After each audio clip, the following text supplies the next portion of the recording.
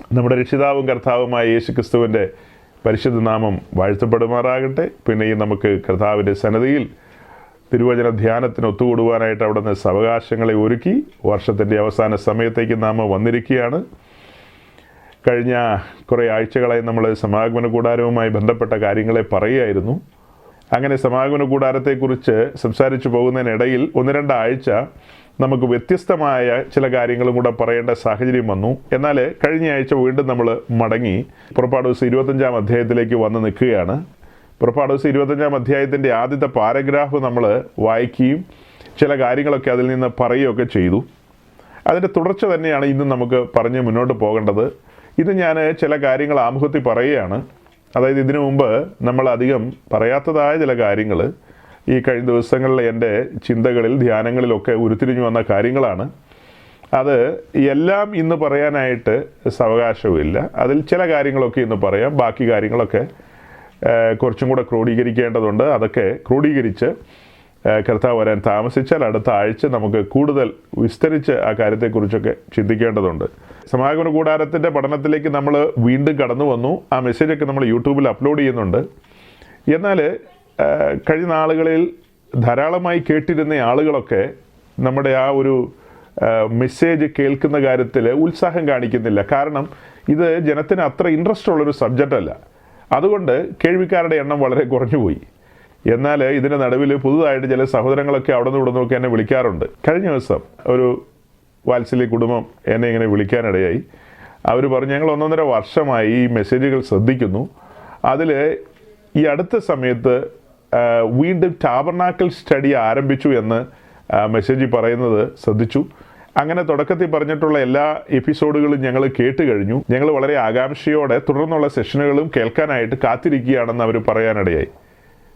അപ്പോൾ ഒരു സൈഡിൽ ആളുകൾ താല്പര്യമില്ലായ്മ കാണിക്കുമ്പോൾ അപൂർവം അപൂർവം ഉള്ളൂ കേട്ടോ. ആളുകൾ ഇടിച്ചിടിച്ച് നിൽക്കുക എന്നൊന്നും തെറ്റിദ്ധരിച്ചേക്കരുത്. അപൂർവം ആളുകളാണ് വളരെ താല്പര്യം പ്രകടിപ്പിക്കുന്നത്.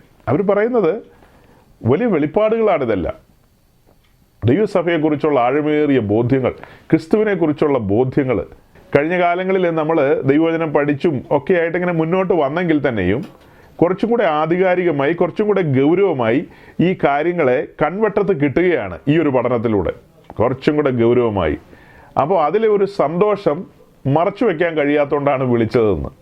ഉള്ളിലൊരു സന്തോഷമുണ്ട്. കാരണം ദൈവത്തിൻ്റെ വചനമല്ലേ വെളിപ്പെട്ട് വരുന്നത്. ആ വചനം വെളിപ്പെട്ട് വരുമ്പോൾ നമുക്ക് ഉള്ളിലൊരു സന്തോഷം ഉണ്ടാകുമല്ലോ. അപ്പോൾ ടാബർനാക്കിൾ സ്റ്റഡിയോടുള്ള ബന്ധത്തിൽ ഒത്തിരി ആമുഖങ്ങളുണ്ട്. അതെല്ലാം കഴിഞ്ഞ മെസ്സേജുകളിൽ നമ്മൾ പറഞ്ഞിട്ടുണ്ട്. അതെല്ലാം വീണ്ടും പറയാനായിട്ട് താല്പര്യപ്പെടുന്നില്ല. എന്നാൽ റോമലേഖനം 15-ാം അധ്യായത്തിൻ്റെ 4-ാം വാക്യം മുന്നമേ വായിച്ചിട്ടുള്ളതാണെങ്കിലും ഒന്നുകൂടെ വായിക്കാനൊരു പ്രേരണ എൻ്റെ ഉള്ളിൽ വരുന്നുണ്ട്. Romance chapter 15:4. എന്നാൽ മുന്നെഴുതിയിരിക്കുന്നതൊക്കെയും നമ്മുടെ ഉപദേശത്തിനായിട്ട് നമുക്ക് തിരുവെഴുത്തുകളാൽ ഉളവാകുന്ന സ്ഥിരതയാലും ആശ്വാസത്താലും പ്രത്യാശ ഉണ്ടാകേണ്ടതിന് തന്നെ എഴുതിയിരിക്കുന്നു. സമാഗമന കൂടാരത്തിൻ്റെ പഠനത്തിലേക്ക് നമ്മൾ കടന്നു വരുമ്പോൾ പലരും നെറ്റി വിളിക്കുന്നൊരു കാര്യമുണ്ട്. ഇതൊരു പഴയ നിയമത്തിലെ സബ്ജക്റ്റ് അല്ലേ, ഇതൊരു പുതിയ നിയമ വിശ്വാസി പഠിക്കേണ്ടതുണ്ടോ, അറിയേണ്ടതുണ്ടോ, അന്വേഷിക്കേണ്ടതുണ്ടോ എന്ന്. അതിന് മറുപടി എന്നോണം നമ്മൾ പറയുന്ന ചില വേദഭാഗങ്ങളുണ്ട്. അതിലൊരു പ്രധാനപ്പെട്ട വേദഭാഗമാണ് ഈ റോമാലേഖനം 15:4. അതുപോലെ തന്നെ 2 തിമോത്തിയോസ് 3-ാം അധ്യായത്തിൻ്റെ ഒടുവിലത്തെ 2 വാക്യങ്ങളും 16-17 വാക്യങ്ങൾ. ആ വാക്യങ്ങളൊക്കെ നമ്മൾ സാധാരണ പറഞ്ഞു കേൾപ്പിക്കും. ഇപ്പോൾ ഈ വാക്യം നിങ്ങളുടെ മുമ്പാകെ വീണ്ടും ഞാൻ കൊണ്ടുവന്നത് ഒന്നുകൂടി ഒന്ന് ഓർമ്മിപ്പിക്കാനാണ്. എന്തുകൊണ്ടാണ് നമ്മൾ ഇങ്ങനെയുള്ള ഭാഗങ്ങൾ പുറത്തേക്ക് എടുക്കുന്നതെന്ന് ചോദിച്ചാൽ, ഈ കാര്യങ്ങൾ നമ്മൾ ധ്യാനിക്കുമ്പോൾ മുന്നെഴുതിയിരിക്കുന്നതൊക്കെയും നമ്മുടെ ഉപദേശത്തിനായിട്ട്, അതാണ് ഏറ്റവും മർമ്മപ്രധാനമായ വിഷയം. മുന്നെഴുതിയിരിക്കുന്നതൊക്കെ നമ്മുടെ ഉപദേശത്തിനായിട്ടാണ് തന്നിരിക്കുന്നത്. പലരും നമ്മളോട് ചോദിക്കാറുണ്ട്, ഇതൊരു പഴയ നിയമ സബ്ജക്റ്റ് അല്ലേ, ഇതൊക്കെ എടുത്ത് സമയം കളയേണ്ടതുണ്ടോ, ഇതാണെന്നൊക്കെ പലരും പറയാറുണ്ട്. എന്നാൽ നമുക്ക് വെളിപ്പെട്ട് കിട്ടിയ ചില ബോധ്യങ്ങളുണ്ട്. അതായത് ദൈവസഭയുമായി, ദൈവരാജ്യവുമായി ഏറ്റവും കണക്റ്റഡായ കാര്യങ്ങളാണിതെല്ലാം. 50-ലധികം അധ്യായങ്ങൾ നമ്മൾ ഈ പഠനത്തിന് വേണ്ടി വേർതിരിച്ചിട്ടുണ്ടെന്നുള്ളത് കണ്ടു. 5-6 പുസ്തകങ്ങൾ തന്നെ വേറെയുണ്ട് ടാബർനാക്കിളുമായി റിലേറ്റഡായ പുസ്തകങ്ങൾ. അങ്ങനെയൊക്കെയുള്ള കാര്യങ്ങൾ നമ്മുടെ മുമ്പിലുള്ളപ്പോൾ ഇതിൻ്റെ ഗൗരവം എത്രത്തോളമാണെന്ന് നമുക്കറിയാം. അതുപോലെ തന്നെ ഇത് നമ്മുടെ ഉപദേശത്തിനായിട്ടാണ്. ഉപദേശ വിഷയങ്ങളിൽ നമ്മൾ ഗ്രാഹ്യമുള്ളവരും കർക്കശ്യമുള്ളവരും സ്ഥിരതയുള്ളവരുമായി മാറണമെങ്കിൽ ഇങ്ങനെയുള്ള ടോപ്പിക്കുകൾ നമുക്ക് വെളിപ്പെട്ട് കിട്ടണം. ഇത് വെളിപ്പാടിൽ നമ്മൾ തിരിച്ചറിയേണ്ടതുണ്ട്, വെളിപ്പാടിൽ. അപ്പോൾ ഈ വിഷയം നമ്മളിങ്ങനെ പഠിക്കുമ്പോൾ, അതായത് ടാബർനാക്കലിൻ്റെ പഠനത്തിലേക്ക് വരുമ്പോൾ ഇന്നേക്ക് ഏകദേശം ഒരു 3500 വർഷം പിന്നിലേക്ക് പോകും. അങ്ങനെ നമ്മൾ ഹോരേബിൻ്റെ അടിവാരത്ത് എത്തുകയാണ്. അവിടെ നിന്നുകൊണ്ട് നമ്മൾ പിന്നിലേക്ക് മുന്നിലേക്ക് നോക്കുകയാണെങ്കിൽ, അതായത് തോട്ടത്തിൽ നിന്ന് മനുഷ്യൻ പുറത്തേക്ക് ഇറങ്ങി വരുന്നൊരു കാഴ്ച നമുക്ക് കാണാൻ കഴിയും. അത് കഴിഞ്ഞ് മുൻപോട്ട് നോക്കുമ്പോൾ മാളികമുറിയിൽ കർത്താവിൻ്റെ അപ്പോസ്തലന്മാർ ഒരുമിച്ച് കൂടിയിരിക്കുന്ന കാഴ്ചയെല്ലാം നമ്മുടെ മുമ്പിലുണ്ട്. മുന്നിലേക്കും പിന്നിലേക്ക് നോക്കുമ്പോൾ ഇതെല്ലാം വെളിപ്പെട്ട് വരികയാണ്. അപ്പോൾ ടാബർനാക്കൽ സ്റ്റഡിയിലേക്ക് വരുമ്പോൾ ഇസ്രായേൽ ജനത്തോട് വലിയവനായ ദൈവം പറയുകയാണ്, ഞാൻ നിങ്ങളുടെ നടുവിൽ വസിക്കാൻ നിങ്ങൾ എനിക്കൊരു കൂടാരം നിർമ്മിക്കണമെന്ന്. അങ്ങനെയാണ് കൂടാരത്തിൻ്റെ നിർമ്മിതിയിലേക്ക് അവർ കടക്കുന്നത്. അതിനെക്കുറിച്ചുള്ള കാര്യങ്ങളൊക്കെ പർവ്വതത്തിലേക്ക് വിളിച്ചു കയറ്റി മോശയെ കൊണ്ട് പറയിപ്പിക്കുകയായിരുന്നു. കഴിഞ്ഞ ആഴ്ച നമ്മൾ കണ്ടു, മോശ പെട്ടെന്ന് പർവ്വതത്തിലേക്ക് വന്ന ആളല്ല. മോശ 40 വർഷക്കാലം മരുഭൂമിയിലൂടെ അലഞ്ഞു തിരിഞ്ഞ മനുഷ്യനാണ്. അങ്ങനെ ദീർഘമായൊരു കാലഘട്ടം മോശയുടെ ജീവിതത്തിലുണ്ട്. ഒരു ദിവസം കൊണ്ട് പെട്ടെന്ന് പർവ്വതത്തിൻ്റെ മുകളിൽ കയറാൻ കഴിയില്ല. ദൈവം നിയമിച്ചാക്കിയ സമയത്താണ് നമുക്ക് അവിടെ എത്തിച്ചേരാൻ കഴിയുള്ളൂ. അതുപോലെ തന്നെയാണ് വിശ്വാസ ജീവിതത്തിൽ ഇറങ്ങിത്തിരിച്ചിരിക്കുന്ന വിശുദ്ധന്മാർ ഓരോരുത്തരും മനസ്സിലാക്കേണ്ടത്. ഒറ്റയടിക്ക് ആത്മീയത്തിലെ എല്ലാം കൂടെ കൈവശമാക്കാമെന്നൊന്നും ചിന്തിച്ചേക്കരുത്. നമ്മൾ അങ്ങനെ നടക്കേണ്ടതുണ്ട്. അങ്ങനെ നടന്ന് ദൈവം ഒരുക്കിയ സ്വർഗത്തിലെ ദൈവം നമുക്ക് അനുവദിച്ച പാതയിലൂടെ നടക്കണം. പുത്രൻ നടന്ന പാതയിലൂടെ നടന്ന് ആ പാത മുന്നോട്ട് പോകുന്തോറും പർവ്വതത്തിലേക്ക് പോകുന്ന പാതയാണത്. പർവ്വതത്തിൻ്റെ അനുഭവത്തിലേക്കാണ് നമ്മൾ നടന്നു പോകുന്നത്. ഉയർന്ന ആത്മീയ അനുഭവങ്ങളിലേക്കാണ് നമ്മൾ നടക്കുന്നത്. ഒറ്റയടിക്കല്ല അതൊക്കെ സംഭവിക്കുന്നത്. മോശയുടെ ജീവിതത്തിൽ അത് ഒറ്റയടിക്കല്ല സംഭവിച്ചത്. ഇനിവേ മോശയിലൂടെ ഈ കൂടാരത്തിൻ്റെ നിർമ്മിതിയിലേക്ക് കടന്നെന്ന് നമ്മൾ പറഞ്ഞല്ലോ, നമുക്കറിയാവുന്ന കാര്യമാണതൊക്കെ. ഈ കൂടാരത്തിലേക്ക് നോക്കുമ്പോൾ ഈ കൂടാരം സ്വർഗത്തിലെ കൂടാരത്തിൻ്റെ നിഴലാണ്, സാക്ഷ്യ കൂടാരത്തിൻ്റെ നിഴലാണ്. സ്വർഗത്തിലെ കൂടാരത്തെക്കുറിച്ച് ഒത്തിരി വാക്യങ്ങളുണ്ടല്ലോ. ആ വാക്യങ്ങളൊക്കെ നമ്മുടെ മുമ്പിലുണ്ട്. അതെല്ലാം പറയാനായിട്ട് സമയം ഞാൻ കളയുന്നില്ല. സ്വർഗത്തിലെ കൂടാരത്തിൻ്റെ നിഴലും ദൃഷ്ടാന്തവുമാണ് മോശയെ ഏൽപ്പിച്ചത്. അത് അങ്ങനെ തന്നെ പർവ്വതത്തിലെ മാതൃക പ്രകാരം മോശ പണിതു. മോശയുടെ കൂടെ ചേർന്ന് നിന്ന് ബസലേലും ഒഹാലിയാവും അവരോട് കൂടെ ഒരു കൂട്ടം ആളുകളും ജ്ഞാനാത്മാവിൽ നിറയപ്പെട്ടവരായി ഈ കൂടാരത്തിൻ്റെ നിർമ്മിതിയിൽ പങ്കാളിത്തം വഹിച്ചു. അപ്പോൾ കൂടാരത്തിൻ്റെ നിർമ്മിതി എത്ര കാലം കൊണ്ടാണത് നിർമ്മിച്ചതെന്നൊക്കെ നമ്മൾ മുന്നമേ പറഞ്ഞു. അതിന് ഏകദേശം ഇത്ര സമയം എടുത്തു എന്നൊക്കെ. ഇതൊക്കെ പണിയുന്ന സമയത്ത് അതിൻ്റെ പണിയിൽ ഏർപ്പെട്ടിരുന്നവർ, അതിൽ വ്യാപരിച്ചിരുന്ന ആളുകളെ സംബന്ധിച്ച് അവരുടെ ഉള്ളിലൂടെ കടന്നു പോകുന്ന ചിന്തകൾ എന്തായിരിക്കാം? ഇതിൻ്റെ വല്ല ആവശ്യമുണ്ടോ? ഇതിങ്ങനെ തന്നെ വെക്കേണ്ട ആവശ്യമുണ്ടോ? കുറച്ചങ്ങ് നീക്കി വെച്ചാൽ പോരെ? ഇങ്ങനൊരു കുറ്റി ഇങ്ങനൊരു കുളത്തൂടെ വെക്കേണ്ടതുണ്ടോ?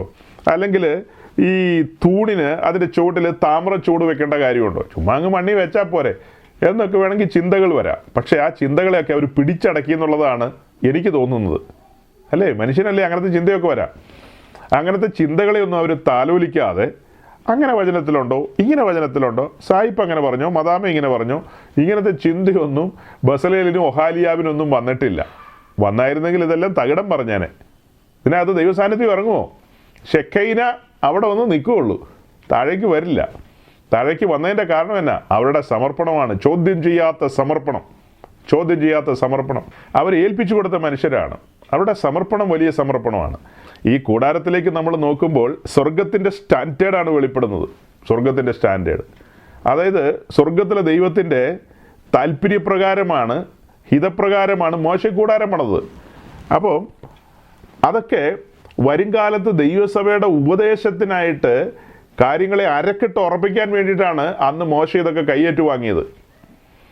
മോശ കയ്യേറ്റു വാങ്ങിയ അളവും സ്കെച്ചും പ്ലാനും ഒക്കെ ഒന്ന് ചിന്തിച്ചു നോക്കി. അതിനകത്ത് ഒരൊറ്റ വാതിലേ ഉള്ളൂ, രണ്ടാമതൊരു വാതിലില്ല. ആ ഒറ്റ വാതിലിനെ മുൻനിർത്തിക്കൊണ്ടാണ് കർത്താവ് ഭൂമി വന്നതിനും 1400 ചില്ലുവാനും വർഷം പിന്നിൽ മോശയ്ക്ക് കൊടുത്ത അളവിൽ ഒറ്റ വാതിലേ ഉള്ളൂ. അപ്പോൾ ദൈവസഭയെക്കുറിച്ചുള്ള ദൈവത്തിൻ്റെ കാര്യപരിപാടി അവിടെ ആരംഭിക്കുകയാണ്. ഒരൊറ്റ വാതിൽ, അതിൻ്റെ ചുറ്റുമുള്ള ഫെൻസ് നോക്കി, വെളുത്ത പഞ്ഞിനൂൽ കൊണ്ടുള്ളൊരു മറശ്ശീലയാണ്. ആ മറശ്ശീല എന്താ കാണിക്കുന്നത്? വേർപാടിനെയാണ് കാണിക്കുന്നത്. ആ മറശ്ശീലയ്ക്ക് അകത്ത്, അതിനകത്ത് ദൈവസാന്നിധ്യമുള്ള ഇടമാണ്. വിശുദ്ധിക്ക് അവിടെ വലിയ പ്രാധാന്യമുണ്ട്. ആ വെളുത്ത കളറ് വിശുദ്ധിയാണ് കാണിക്കുന്നത്. ആ മറശ്ശീല വേർപാടിനെ കാണിക്കുന്നു. പുതിയ നിയമത്തിലേക്ക് വരുമ്പോഴും വിശുദ്ധിക്കും വേർപാടിനും വലിയ ഗൗരവമുണ്ട്. അപ്പം ഈ കൂടാരത്തിലേക്ക് നമ്മൾ നോക്കുമ്പോൾ കാണുന്നത്, ഇന്നലെയും ഞാനത് പറഞ്ഞു, സ്വർഗത്തിൻ്റെ സ്റ്റാൻഡേർഡാണ് കാണിക്കുന്നത്. സ്വർഗത്തിൻ്റെ സ്റ്റാൻഡേർഡ്. ഇനി ഒന്നുകൂടെ കടത്തി പറഞ്ഞു കഴിഞ്ഞാൽ, ഈ കൂടാരത്തിലേക്ക് നമ്മൾ നോക്കുമ്പോൾ പാപിയായ മനുഷ്യൻ പരിശുദ്ധനായ ദൈവത്തോട് സമാഗമിക്കുന്ന ഇടമാണെന്ന് മുന്നമേ പറഞ്ഞിട്ടുണ്ട്. ഒന്നുകൂടെ ആവർത്തിക്കുകയാണ്. എന്തുകൊണ്ടാണ് ചില കാര്യങ്ങളൊക്കെ വീണ്ടും വീണ്ടും ആവർത്തിക്കുന്നതെന്ന് ചോദിച്ചു കഴിഞ്ഞാൽ, ഞാൻ ഇടയ്ക്ക് പല മനുഷ്യരോട് സംസാരിക്കാറുണ്ട്. അപ്പോൾ പല കാര്യങ്ങളും ചോദിക്കുമ്പോൾ അങ്ങനെ അങ്ങ് ക്ലിക്കാകാറില്ല, അങ്ങനെ ഓർമ്മയിലേക്ക് വരുന്നില്ല പലർക്കും. അതുകൊണ്ട് എനിക്ക് മനസ്സിലായൊരു കാര്യം, ഇടയ്ക്കിടയ്ക്ക് ഈ കാര്യങ്ങളൊക്കെ പറയുക. കാഹളം ധ്വനിക്കുന്നത് വരെ കർത്താവ് വരാൻ താമസിച്ചാൽ ഇതൊക്കെ ഇടയ്ക്കിടയ്ക്ക് പറഞ്ഞുകൊണ്ടിരുന്നില്ലെങ്കിൽ നമ്മുടെ സഹോദരങ്ങൾ പല കാര്യങ്ങളും മറന്നു പോകുന്നുള്ളതാണ് എനിക്ക് മനസ്സിലായിട്ടുള്ളത്. അപ്പം ഈ കൂടാരത്തിലേക്ക് നമ്മൾ നോക്കുമ്പോൾ ഇത് സ്വർഗത്തിൻ്റെ സ്റ്റാൻഡേർഡാണെന്ന് പറഞ്ഞല്ലോ, ഇതിൻ്റെ ഗൗരവം പറഞ്ഞല്ലോ. അതുപോലെ ഇത് പാപിയായ മനുഷ്യൻ പരിശുദ്ധനായ ദൈവത്തോട് മുഖാമുഖം വരുമ്പോൾ അതിനിടയിൽ ഒരു മീഡിയേറ്റർ, ഒരു മധ്യസ്ഥനുണ്ട്. അതാണ് യേശുക്രിസ്തു എന്ന ഏക മധ്യസ്ഥൻ. 1 തിമോഥെയോസ് 2-ാം അധ്യായത്തിൽ പറയുന്ന ആ വാക്യത്തിൻ്റെ പ്രസക്തി ഇവിടെയാണ് നമ്മൾ വിശദീകരിക്കുന്നത്. അതായത് നടുക്കിരിക്കുന്ന യാഗപീഠം, ആ യാഗപീഠത്തിലൂടെ അല്ലാതെ പരിശുദ്ധനായ ദൈവത്തോട് ഒരു മനുഷ്യനും അടുക്കാൻ കഴിയില്ല. ആ യാഗപീഠത്തിൽ മധ്യസ്ഥൻ നമുക്ക് വേണ്ടി തകർക്കപ്പെട്ടിരിക്കുകയാണ്. തൻ്റെ തിരുരക്തം നിമിത്തമാണ് നമുക്ക് ദൈവസന്നിധിയിലേക്ക് പ്രവേശനം ലഭിക്കുന്നത്, തൻ്റെ തിരുരക്തം നിമിത്തം. അപ്പം അങ്ങനെ പരിശുദ്ധനായ ദൈവത്തോട് നമുക്ക് മുഖാമുഖം വരാൻ കഴിയുന്ന ഒരു സാഹചര്യം അവിടെയുണ്ട്. അപ്പോൾ അങ്ങനെ മുഖാമുഖം വരുമ്പോൾ കഴിഞ്ഞ ദിവസങ്ങളിലൊന്നും പറയാത്ത ചില കാര്യങ്ങൾ എൻ്റെ ഉള്ളിലേക്ക് വന്നു. അതുകൊണ്ടാണ് ഞാൻ ഈ ആമുഖത്തിൽ ഇങ്ങനെയൊക്കെ നിന്നുകൊണ്ട് പറയുന്നത്. അതായത് ഈ കൂടാരത്തിൻ്റെ നിർമ്മിതിയെക്കുറിച്ച് മോശ യാതൊന്നും ചിന്തിച്ചിരുന്നില്ല. ഇസ്രായേൽ ജനത്തെ മിസ്രൈമിൽ നിന്ന് വിടുവിച്ച് ചെങ്കടൽ കടത്തി മുൻപോട്ട് നടത്തിക്കൊണ്ട് വന്നല്ലോ. കുറേ ദൂരം മുന്നോട്ട് വന്നിട്ടാണ് ഹോരേബിലെത്തിയത്. അതിനിടയിലൊന്നും മോശ ചിന്തിച്ചിരുന്നില്ല, ശരി ഹോരേബിൽ എത്തിക്കഴിയുമ്പോൾ ഒരു കൂടാരമൊക്കെ ഉണ്ടാക്കിയിട്ട് ദൈവത്തെ അതിനകത്തേക്ക് ക്ഷണിക്കാം, എന്നിട്ട് ജനത്തോടു കൂടെ മുന്നോട്ട് പോകാം. അങ്ങനെയൊന്നും മോശം ചിന്തിച്ചിരുന്നില്ല. മോശയ്ക്ക് അതിനെക്കുറിച്ചൊന്നും ഒരു ഐഡിയ ഇല്ല, യാതൊരു ഐഡിയ മോശയ്ക്ക് ലഭിച്ചിരുന്നില്ല. എന്നാൽ ഹോരേബി വന്നപ്പോഴാണ് വലിയവനായ ദൈവം മോശയെ പർവ്വതത്തിലേക്ക് വിളിച്ച് ഈ കാര്യങ്ങളൊക്കെ മോശയെ ഭരമേൽപ്പിക്കുന്നത്. ചുരുക്കി പറഞ്ഞാൽ ദൈവം മുൻകൈയെടുത്താണ് സമാഗമന കൂടാരം നിർമ്മിക്കുന്നത്. ദൈവം മുൻകൈയെടുത്താണ് സമാഗമന കൂടാരം നിർമ്മിക്കുന്നത്. എന്നിട്ട് പരിശുദ്ധനായ ദൈവം പാപിയായ മനുഷ്യനെ ക്ഷണിക്കുകയാണ്, അല്ലേ? തൻ്റെ സന്നിധിയിലേക്ക് വരുവാനായിട്ട് പരിശുദ്ധനായ ദൈവം പാപിയായ മനുഷ്യനെ ക്ഷണിക്കുകയാണ്. ആ പിക്ചറുകളൊക്കെ ഒന്ന് മനസ്സിൽ ഓർത്താൽ മതി. വാതിൽ കഴിഞ്ഞ് അകത്തേക്ക് വരുമ്പോൾ ആദ്യം യാഗപീഠം, വെളിയിൽ പാപിയായ മനുഷ്യൻ അവിടെ നിൽക്കുകയാണ്. അവനകത്തേക്ക് വരണമെങ്കിൽ ഈ യാഗപീഠത്തിൻ്റെ ചുവട്ടിലൂടെ അല്ലാതെ അകത്തേക്ക് പോകാൻ കഴിയില്ല. അകത്തേക്ക് പോകണമെങ്കിൽ രക്തം കൂടാതെ കടന്നു പോകാൻ കഴിയില്ല. ആ കോമ്പൗണ്ട് എന്ന് പറയുന്നത് ദൈവസാന്നിധ്യമുള്ള ഇടമാണ്. ആ കോമ്പൗണ്ട് എന്ന് പറയുന്നത് അവിടെ വിശുദ്ധിക്ക് പ്രാധാന്യമുള്ള ഇടമാണ്. അപ്പം അതിലേക്ക് കടന്നു വരേണ്ട പുരോഹിതന്മാരെ എങ്ങനെ കടന്നു വരണമെന്നുള്ളത് സ്വർഗത്തിലെ ദൈവം ചില നിർദ്ദേശങ്ങൾ കൊടുത്തിട്ടുണ്ട്. കർശനമായ നിർദ്ദേശങ്ങളാണ്. ആ നിർദ്ദേശങ്ങൾ പാലിക്കപ്പെടണം. അതായത് അഹരോന്റെ പുത്രന്മാരായ പുരോഹിതന്മാർക്ക് മാത്രമാണ് അതിൻ്റെ വിശുദ്ധ സ്ഥലത്തേക്ക് പ്രവേശനമുള്ളൂ. അവരെയാണ് പൗരോഹിത്യത്തിന് വേണ്ടി തിരഞ്ഞെടുത്തിരിക്കുന്നത്. അവരെ വെള്ളത്തിൽ കഴുകേണ്ടതുണ്ട്, അവരുടെ തലയിൽ മുടി വെക്കേണ്ടതുണ്ട്, അഥവാ ടർബൻ. അതുപോലെ അവരുടെ തലയിൽ അഭിഷേക തൈലം ഒഴിക്കേണ്ടതുണ്ട്. അവർക്കൊരു നീളക്കുപ്പായ ഒരു അങ്കി കൊടുക്കേണ്ടതുണ്ട്. അതുപോലെ തന്നെ അവർ ദൈവസന്നിധിയിൽ യാഗാർപ്പണത്തിന് കടന്നു വരുമ്പോൾ അവരുടെ ഇന്നർ ഗാർമെൻസും ഔട്ടർ ഗാർമെൻസും, പുറമേയുള്ളതും അകമേയുള്ളതുമായ വസ്ത്രം വെളുത്ത പഞ്ഞിനൂൽ കൊണ്ടുള്ളതായിരിക്കണം. അത് വെണ്മയുള്ളതായിരിക്കണം. അതിൽ കറയും ചുളുക്കവും മാലിന്യമൊന്നും പാടില്ല. അങ്ങനെയാണ് അവർ ദൈവത്തിൻ്റെ സന്നിധിയിലേക്ക് വരേണ്ടത്. ഇതെല്ലാം ദൈവത്തിൻ്റെ സ്റ്റാൻഡേർഡാണ് വിളിച്ചു പറയുന്നത്. മലയാളി പെന്തിക്കോസുകാർ കേൾക്കണം കേട്ടോ. നിങ്ങൾക്ക് എതിരഭിപ്രായങ്ങളുണ്ടെങ്കിൽ നോ വേ, ഒന്നും പറയാനില്ല. നിങ്ങളുടെ അഭിപ്രായങ്ങൾക്കൊന്നും ഇവിടെ ഒരു പ്രാധാന്യമില്ല. എൻ്റെ അഭിപ്രായങ്ങൾക്കും ഒരു പ്രാധാന്യമില്ല. സ്വർഗത്തിലെ ദൈവം നിർദ്ദേശിച്ചിരിക്കുന്ന നിർദ്ദേശങ്ങൾ ഇങ്ങനെയാണ്. അഹരോന്റെ പുത്രന്മാരായ പുരോഹിതന്മാർ ദൈവസന്നിധിയിലേക്ക് കടന്നു വരുമ്പോൾ ഈ പറഞ്ഞ രീതിയിലെല്ലാം കടന്നു വരേണ്ടതുണ്ട്. അവർ ഈ ലോകത്തിന് അനുരൂപരാകാൻ പാടില്ല. ഈ ലോകത്തിലുള്ള ആളുകൾ പല കാര്യങ്ങളും ചെയ്യുന്നുണ്ടാകാം. അതിനനുസരിച്ച് അഹരോന്റെ പുത്രന്മാർക്ക് ആകാൻ പറ്റുമോ? അഹരോന്റെ പുത്രന്മാർക്ക് അങ്ങനെ ആകാൻ പറ്റുമോ? അങ്ങനെയൊന്നും പറ്റത്തില്ല. അവർ കടന്നു വരുവാൻ ദൈവം നിർദ്ദേശിച്ചിരിക്കുന്ന രീതിയിൽ തന്നെ അവർ കടന്നു വരണം. അങ്ങനെയെങ്കിൽ ഒരു പുതിയ നിയമ ക്രിസ്ത്യാനിയെ സംബന്ധിച്ച് നാം ഓരോരുത്തരും സഭയാം ആലയത്തിലെ പുരോഹിതന്മാരാണ്. രക്ഷിക്കപ്പെട്ട് സ്നാനപ്പെട്ട് വരുന്ന സ്ത്രീ പുരുഷന്മാരെല്ലാം പുരോഹിതന്മാരാണ്. അപ്പോൾ സ്റ്റാൻഡേർഡ് നിശ്ചയിക്കുന്നത് നമ്മളല്ല, സ്വർഗമാണ് നിശ്ചയിക്കുന്നത്. കഴിഞ്ഞ കുറേ ആഴ്ചകളായിട്ട് ഞാൻ ശരീരത്തിൻ്റെ സമർപ്പണം എന്നുള്ളൊരു വിഷയം സാറ്റർഡേ മീറ്റിങ്ങിൽ പ്രസംഗിച്ചുകൊണ്ടിരിക്കുകയായിരുന്നു. വളരെ കുറച്ച് ആളുകൾക്ക് മാത്രമേ ആയിരിക്കും അതിൻ്റെ ഉള്ളടക്കം പിടികിട്ടുന്നത്. അപ്പോൾ പിന്നെയും പറഞ്ഞു പോകുമ്പോൾ പല കാര്യങ്ങളും ഉരുത്തിരിഞ്ഞു വരുന്നതുകൊണ്ടാണ് ഞാൻ ഇടയ്ക്ക് അവിടെ ഇവിടെയൊക്കെ ഇത് പറയുന്നത്. ആരെങ്കിലുമൊക്കെ എവിടെയെങ്കിലുമൊക്കെ വെച്ച് കേൾക്കുകയാണെങ്കിൽ കേൾക്കട്ടെ എന്നോർത്താണ്. സ്റ്റാൻഡേർഡ് തീരുമാനിക്കുന്നത് ഞാനും നിങ്ങളും അല്ലെന്നേ. ഞാനും നിങ്ങളും അല്ല. സ്വർഗത്തിലെ ദൈവമാണ് അത് തീരുമാനിക്കുന്നത്. തൻ്റെ അഭിഷിക്തന്മാരിലൂടെ നമ്മോട് സംസാരിക്കും. ആ പറയുന്ന കാര്യങ്ങൾ വിശുദ്ധ തിരുവഴുത്തിന് വിരുദ്ധമാകാൻ പാടില്ല, എഴുതപ്പെട്ട പ്രമാണത്തിന് വിരുദ്ധമാകാൻ പാടില്ല. തോന്നിയതുപോലെ ആരെങ്കിലും എന്തെങ്കിലും ഒന്നും പറയാൻ പറ്റത്തില്ല. നമ്മുടെ സമർപ്പണം, ആ സമർപ്പിത ജീവിതം എങ്ങനെ ആയിരിക്കണമെന്നുള്ളതിനാണ് ഈ കാര്യങ്ങളൊക്കെ നമ്മൾ പഠിക്കുന്നത്. അതുകൊണ്ടാണ് അല്പം മുമ്പ് വായിച്ചത് മുന്നെഴുതിയിരിക്കുന്നതൊക്കെ ഈ ഉപദേശത്തിനായിട്ട് തന്നെയാണെന്ന്. ഉപദേശത്തിനായിട്ട് എന്ന് കഴിഞ്ഞിട്ട് പിന്നെ വായിക്കുന്നത് തിരുവെഴുത്തുകളാൽ ഉളവാകുന്ന സ്ഥിരതയാലും ആശ്വാസത്താലും പ്രത്യാശ ഉണ്ടാകേണ്ടതിന് തന്നെ. തിരുവെഴുത്താണ് ഇവിടെ പ്രസംഗിക്കുന്നത്. തിരുവെഴുത്ത് പ്രസംഗിക്കുമ്പോൾ നമുക്ക് പ്രത്യാശ ഉണ്ടാകണം, അല്ലേ? നമ്മൾ ഉറപ്പിക്കപ്പെടണം.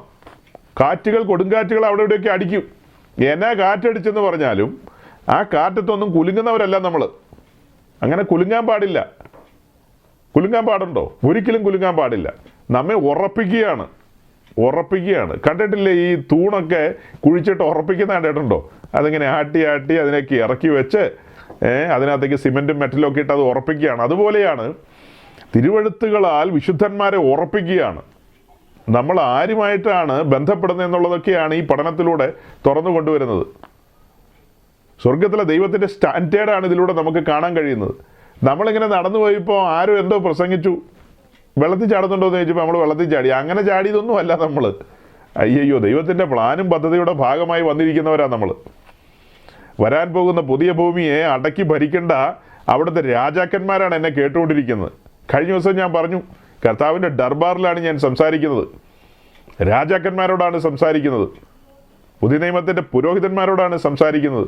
ഹൈ പ്രൊഫൈലുള്ളവരാണ് എൻ്റെ മുമ്പിൽ ഇരിക്കുന്നത്. എലൈറ്റ് ക്ലാസ് പീപ്പിളാണ് ഇരിക്കുന്നത്. ഏതർത്ഥത്തിലാണ്? Spiritually high class പീപ്പിളാണ്.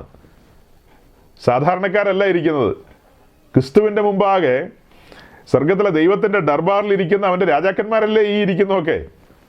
അപ്പോൾ എൻ്റെ മുമ്പിൽ ഇരിക്കുന്നവരും എത്തരക്കാരാണെന്ന് ഞാൻ ചിന്തിക്കേണ്ടത്? ഹൈ പ്രൊഫൈലുള്ള ആൾക്കാരാണ്, ഉയർന്ന സ്റ്റാൻഡേർഡ് ഉള്ളവരാണ്. അതുകൊണ്ടാണ് ഗൗരവമായ കാര്യങ്ങൾ പ്രസംഗിക്കുന്നത്. അപ്പോഴാണ് ചില ആൾക്കാർ വന്ന് ചോദിക്കുന്നത്, ആശ്വാസത്തിനുള്ളതൊന്നും നിങ്ങളുടെ കയ്യിലില്ലേ? ആളുകളെ ചലിപ്പിക്കുന്നതും ഇളക്കുന്നതുമായ ഒന്നും നിങ്ങളെന്താ പറയാത്തതെന്ന്. ആളുകളെ ചലിപ്പിക്കാനും ഇളക്കാനും മറിക്കാനും ഇതിൻ്റെ ദോഷമല്ലോ ആണോ അങ്ങനെ മറിച്ചിടാനായിട്ട്? നമ്മൾ രക്ഷിക്കപ്പെട്ട് സ്നാനപ്പെട്ട് ദൈവസന്നിധിയിലേക്ക് കടന്നു വന്നിരിക്കുകയാണ്. നമ്മുടെ യാത്രയിൽ മുൻപോട്ടുള്ള ജീവിതത്തിൽ പ്രതിസന്ധികളൊക്കെ ഉണ്ടെന്നേ, പലവിധമായ പ്രതിസന്ധികളുണ്ട്. ആ പ്രതിസന്ധികളെയൊക്കെ മറികടന്ന് നമ്മൾ മുൻപോട്ട് പോകേണ്ടതുണ്ട്. അതിനെയൊക്കെ മറികടന്ന് മുൻപോട്ട് പോകേണ്ടതുണ്ട്. അതിന് സാധിക്കുമല്ലോ. സാധിക്കില്ലേ? വലുവനായ ദൈവം അബ്രഹാമിനോട് വാഗ്ദത്തം ചെയ്യുകയാണ്, നിന്റെ സന്തതിയെ ഞാൻ മിസ്രൈമിൽ നിന്ന് പിന്നത്തേതിൽ വിടുവിക്കും. അവരൊരു കാലം അവിടെ അടിമത്തത്തിൽ കിടക്കുമെങ്കിലും ഞാൻ അവരെ വിടുവിക്കുമെന്ന് അബ്രഹാമിനോട് സ്വർഗത്തിലെ ദൈവം വാഗ്ദത്തം കൊടുത്തു. ആ വാഗ്ദത്തം താൻ നിവർത്തിച്ചു. താൻ തന്നെ ഇറങ്ങി വന്നു, അല്ലേ? ഹോരേബിൽ മുൾപ്പടർപ്പിൽ ഇറങ്ങി വന്നത് ആരാ?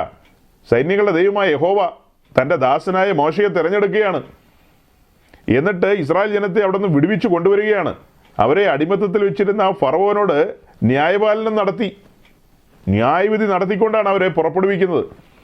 അവരെ പുറപ്പെടുവിച്ച സമയം മുതൽ പകൽ മേഘസ്തംഭത്തിലും രാത്രി അഗ്നിസ്തംഭത്തിലും അബ്രഹാമിൻ്റെ കൊച്ചുമക്കളെ നടത്തിയെങ്കിൽ അബ്രഹാമിൻ്റെ ആത്മീയ മക്കളായ നമ്മെ സ്വർഗത്തിലെ ദൈവം നടത്താതിരിക്കുമോ?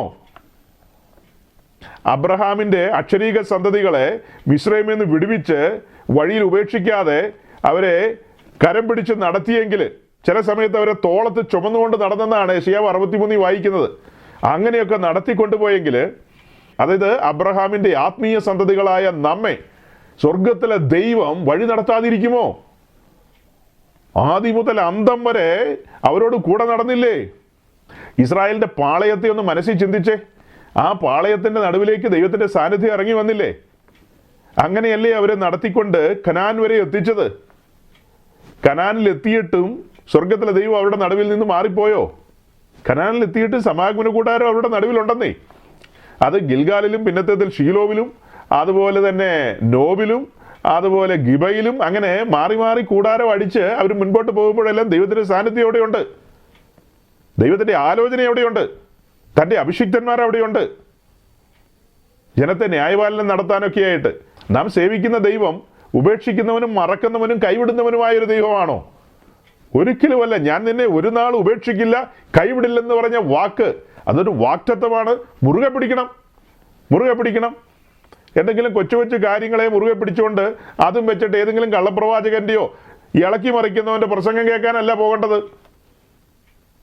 മുന്നെഴുതിയിരിക്കുന്നതൊക്കെ നമ്മുടെ ഉപദേശത്തിനായിട്ട് പ്രസംഗിക്കുന്ന ദൈവദാസന്മാരുടെ മുമ്പിൽ പോയിരുന്ന് പ്രസംഗം കേൾക്കണം. അത്തരക്കാരിൽ നിന്ന് കേട്ട് പഠിക്കണം.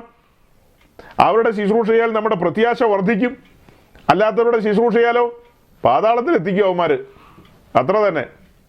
ശരിയായ കർത്താവിൻ്റെ ദാസന്മാരുടെ ശുശ്രൂഷയിൽ ആ ശുശ്രൂഷയുടെ പാറ്റേൺ ഇന്നലെ വൈകിട്ട് ഞാൻ പറഞ്ഞു. 1 പത്രോസ് 1:11 വാക്യം വെച്ചിട്ട് ക്രിസ്തുവിന് വരേണ്ടിയ കഷ്ടവും പിൻവരുന്ന മഹിമയും. ടാബർനാക്കിൾ സ്റ്റഡിയിലേക്ക് വരുമ്പോൾ നമ്മൾ കാണുന്ന കാഴ്ച എന്താ? വാതിൽ തുറന്നു വരുമ്പോൾ ആദ്യം കാണുന്ന യാഗപീഠം, ക്രൂശാണ് കാണുന്നത്. അതിപരിശുദ്ധ സ്ഥലത്തേക്ക് നോക്കുമ്പോൾ എന്താ കാണുന്നത്? പെട്ടകം അല്ലേ? യാഗപീഠത്തിൽ ക്രൂശിതനായ ക്രിസ്തുവിനെ നമ്മൾ കാണുമ്പോൾ, പെട്ടകത്തിലേക്ക് നോക്കുമ്പോൾ തേജസ്കരിക്കപ്പെട്ട ക്രിസ്തുവിനെ നമ്മൾ അവിടെ കാണും. ക്രൂശില്ലാതെ തേജസ്കരണമില്ല, ക്രൂശില്ലാതെ ജയമില്ല. അതാണ് ക്രിസ്തീയ സഭയുടെ പാറ്റേൺ എന്ന് പറയുന്നത്. അതൊരു മനുഷ്യർക്കും മാറ്റാൻ കഴിയില്ല. അത് ഒരു മനുഷ്യർക്കും എടുത്തു മാറ്റാൻ കഴിയുന്ന കാര്യമല്ല. അടിസ്ഥാനമാണത്. ക്രൂശ് പ്രസംഗിച്ചുകൊണ്ടല്ലാതെ ആരംഭിക്കാൻ കഴിയില്ല നമുക്ക്. ക്രൂശിലൂടെ അല്ലാതെ വിമോചനമില്ല. ക്രൂശിലൂടെ അല്ലാതെ ഒരു വിമോചനമുണ്ടോ? അതാണതിൻ്റെ രീതി എന്ന് പറയുന്നത്. അപ്പോൾ അതാണതിൻ്റെ രീതി എന്ന് പറയുന്നത്. അപ്പം നമ്മൾ പറഞ്ഞു കൊണ്ടുവന്നത്, ഞാൻ നിന്നെ ഒരു നാൾ ഉപേക്ഷിക്കില്ല, കൈവിടലിൽ വാക്ക് പറഞ്ഞ ദൈവത്തെ നമ്മൾ വിശ്വസിക്കണം. നമ്മുടെ ജീവിതത്തിലെ പ്രതിസന്ധികളൊക്കെ നിൽക്കുമ്പോൾ തന്നെ നമ്മൾ വചനം പഠിക്കണം, വചനം ധ്യാനിക്കണം. ചില സഹോദരങ്ങൾ എന്നോട് ഇടയ്ക്ക് ചോദിക്കാറുണ്ട്, ബൈബിൾ പഠിക്കാൻ എന്ത് ചെയ്യണമെന്ന്. ബൈബിൾ പഠിക്കാൻ എന്ത് ചെയ്യാൻ? ബൈബിൾ പഠിക്കുക, അത്ര തന്നെ. ഈ ടാബർനാക്കിൾ സ്റ്റഡിയോടുള്ള ബന്ധത്തിൽ നമ്മളിങ്ങനെ ഒരുമിച്ച് കൂടുമ്പോൾ ഇപ്പോഴും നമ്മൾ ആമുഖത്തിലാണ് നിൽക്കുന്നത്. നമ്മൾ പുറപ്പാട് ദിവസത്തിൻ്റെ അകത്തേക്ക് ഇതുവരെ കടന്നിട്ടില്ല. അപ്പോൾ ഈ ആമുഖത്തിൽ തന്നെ നിന്നുകൊണ്ട് കുറേ ആഴ്ചകളായി നമ്മൾ സംസാരിച്ചു പോവുകയാണ്. ഈ പറഞ്ഞ കാര്യങ്ങളൊക്കെ കേൾക്കാനായിട്ട് കുറച്ച് പേർക്കേ താല്പര്യമുള്ളൂ. പക്ഷെ ചിലരൊക്കെ പറയുന്നു ബൈബിൾ പഠിക്കണമെന്നാണ് പറയുന്നത്. ബൈബിൾ പഠിക്കണമെങ്കിൽ ഇതൊക്കെ കേൾക്കുന്നേ, ഇങ്ങനെയുള്ള കാര്യങ്ങൾ കേൾക്ക്. ടാബർനാക്കിൾ സ്റ്റഡി എന്ന് പറഞ്ഞാൽ 66 പുസ്തകത്തെ കംപ്രസ് ചെയ്ത് കൊണ്ടുവരുന്നൊരു സ്റ്റഡിയാണിത്. 66 പുസ്തകത്തെയും കംപ്രസ് ചെയ്ത് ഇതിനകത്തേക്ക് കൊണ്ടുവരികയാണ്. ഉൽപ്പത്തി മുതൽ വെളിപ്പാട് വരെ ഉണ്ട് ഇതിനകത്ത്. സമസ്ത മേഖലകളെയും തൊട്ടും തഴുകിയും കടന്നു പോകുന്നൊരു ധ്യാനമാണ് ഇതിലൂടെ നമുക്ക് വെളിപ്പെട്ട് കിട്ടുന്നത്, അല്ലേ? സമസ്ത മേഖലകളെയും തൊട്ടും തഴുകിയും കടന്നു പോകുന്ന ഒരു പഠനമാണിത്. ഈ ധ്യാനത്തിലൂടെ അനേക കാര്യങ്ങളാണ് നമുക്ക് വെളിപ്പെട്ട് കിട്ടുന്നത്. സഭയെക്കുറിച്ചുള്ള ആഴം, ക്രിസ്തുവിനെക്കുറിച്ചുള്ള ആഴം, സഭയുടെ ഭാവി മഹത്വം എന്ന് വേണ്ട എന്തെല്ലാം കാര്യങ്ങളാണ് വെളിപ്പെട്ട് വരുന്നത്. ഞാൻ ഇടയ്ക്ക് അബ്രഹാമിന് ദൈവം കൊടുത്തിയ ആ വാക്തത്വത്തെ ഓർത്തപ്പോഴാണ് അത്രയും പറയാനിടയായത്. ആ ജനത്തെ ദൈവം നടത്തി. അങ്ങനെയെങ്കിൽ ഒരു പുതിയ നിയമ ക്രിസ്ത്യാനി എത്രയധികം അത് കേൾക്കുമ്പോൾ ഉറയ്ക്കണം. അവരാടിൻ്റെ രക്തത്താൽ വീണ്ടെടുക്കപ്പെട്ട മനുഷ്യരാണ്.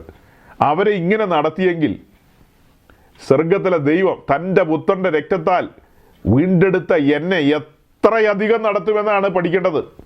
അത് അങ്ങനെ ഓരോ വിശുദ്ധന്മാരും ഉറയ്ക്കണം. ഓരോരുത്തരും ആ ബോധ്യത്തിലേക്ക് വരണം. ഇങ്ങനെ പ്രസംഗം കേട്ടുകൊണ്ടിരിക്കുമ്പോൾ ഭയങ്കര ആവേശമായിരിക്കും. ഇതെല്ലാം കഴിയുമ്പോഴത്തേക്കും ജീവിതത്തിൽ അടിക്കുന്ന എന്തെങ്കിലും ചെറിയ ചെറിയ കാറ്റുകളൊക്കെ വരുമ്പോഴത്തേക്കും, ഈശാനമൂലൊന്നും അല്ല കേട്ടോ, അങ്ങനത്തെ കാറ്റുകളൊക്കെ വരുമ്പോഴത്തേക്കും ഉടനെ പാസ്റ്റർ എന്ത് ചെയ്യണമെന്നൊക്കെ ചോദിച്ച് ആളുകൾ ഇങ്ങനെ നെട്ടോട്ടം ഓടുകയാണ്. അങ്ങനെ നെട്ടോട്ടം ഓടുന്നത് എന്തിനാ? നമ്മൾ ആരെ വിശ്വസിച്ചിരിക്കുന്നു എന്ന് നമുക്കൊരു ബോധ്യമില്ലേ? വലിയ കാറ്റും കോളും പ്രതിസന്ധിയുടെ നടുവിലാണ് അപ്പോസ്തലന്മാർ തങ്ങളുടെ ശുശ്രൂഷ പൂർത്തീകരിച്ചത്. പൗലോസിൻ്റെ ആ ജീവിതം എടുത്തൊന്ന് നോക്കിക്കഴിഞ്ഞാൽ 2 കൊരിന്ത്യർ ലേഖനം 6-ാം അധ്യായത്തിലും അതുപോലെ 2 കൊരിന്ത്യർ ലേഖനം 11-ാം അധ്യായത്തിലേക്കൊക്കെ വരുമ്പോൾ എൻ്റെ ദൈവമേ, ആലോചിക്കാൻ പോലും പറ്റില്ല. എന്തെല്ലാം ഉപദ്രവങ്ങൾ, എന്തെല്ലാം കഷ്ടങ്ങൾ. ഈ നാഴിക വരെ വിശന്നും ദാഹിച്ചു മതിയായ വസ്ത്രമില്ലാതെയും കിടപ്പാടമില്ലാതെയൊക്കെ ഇരുന്നെന്ന് പറയുന്നത്.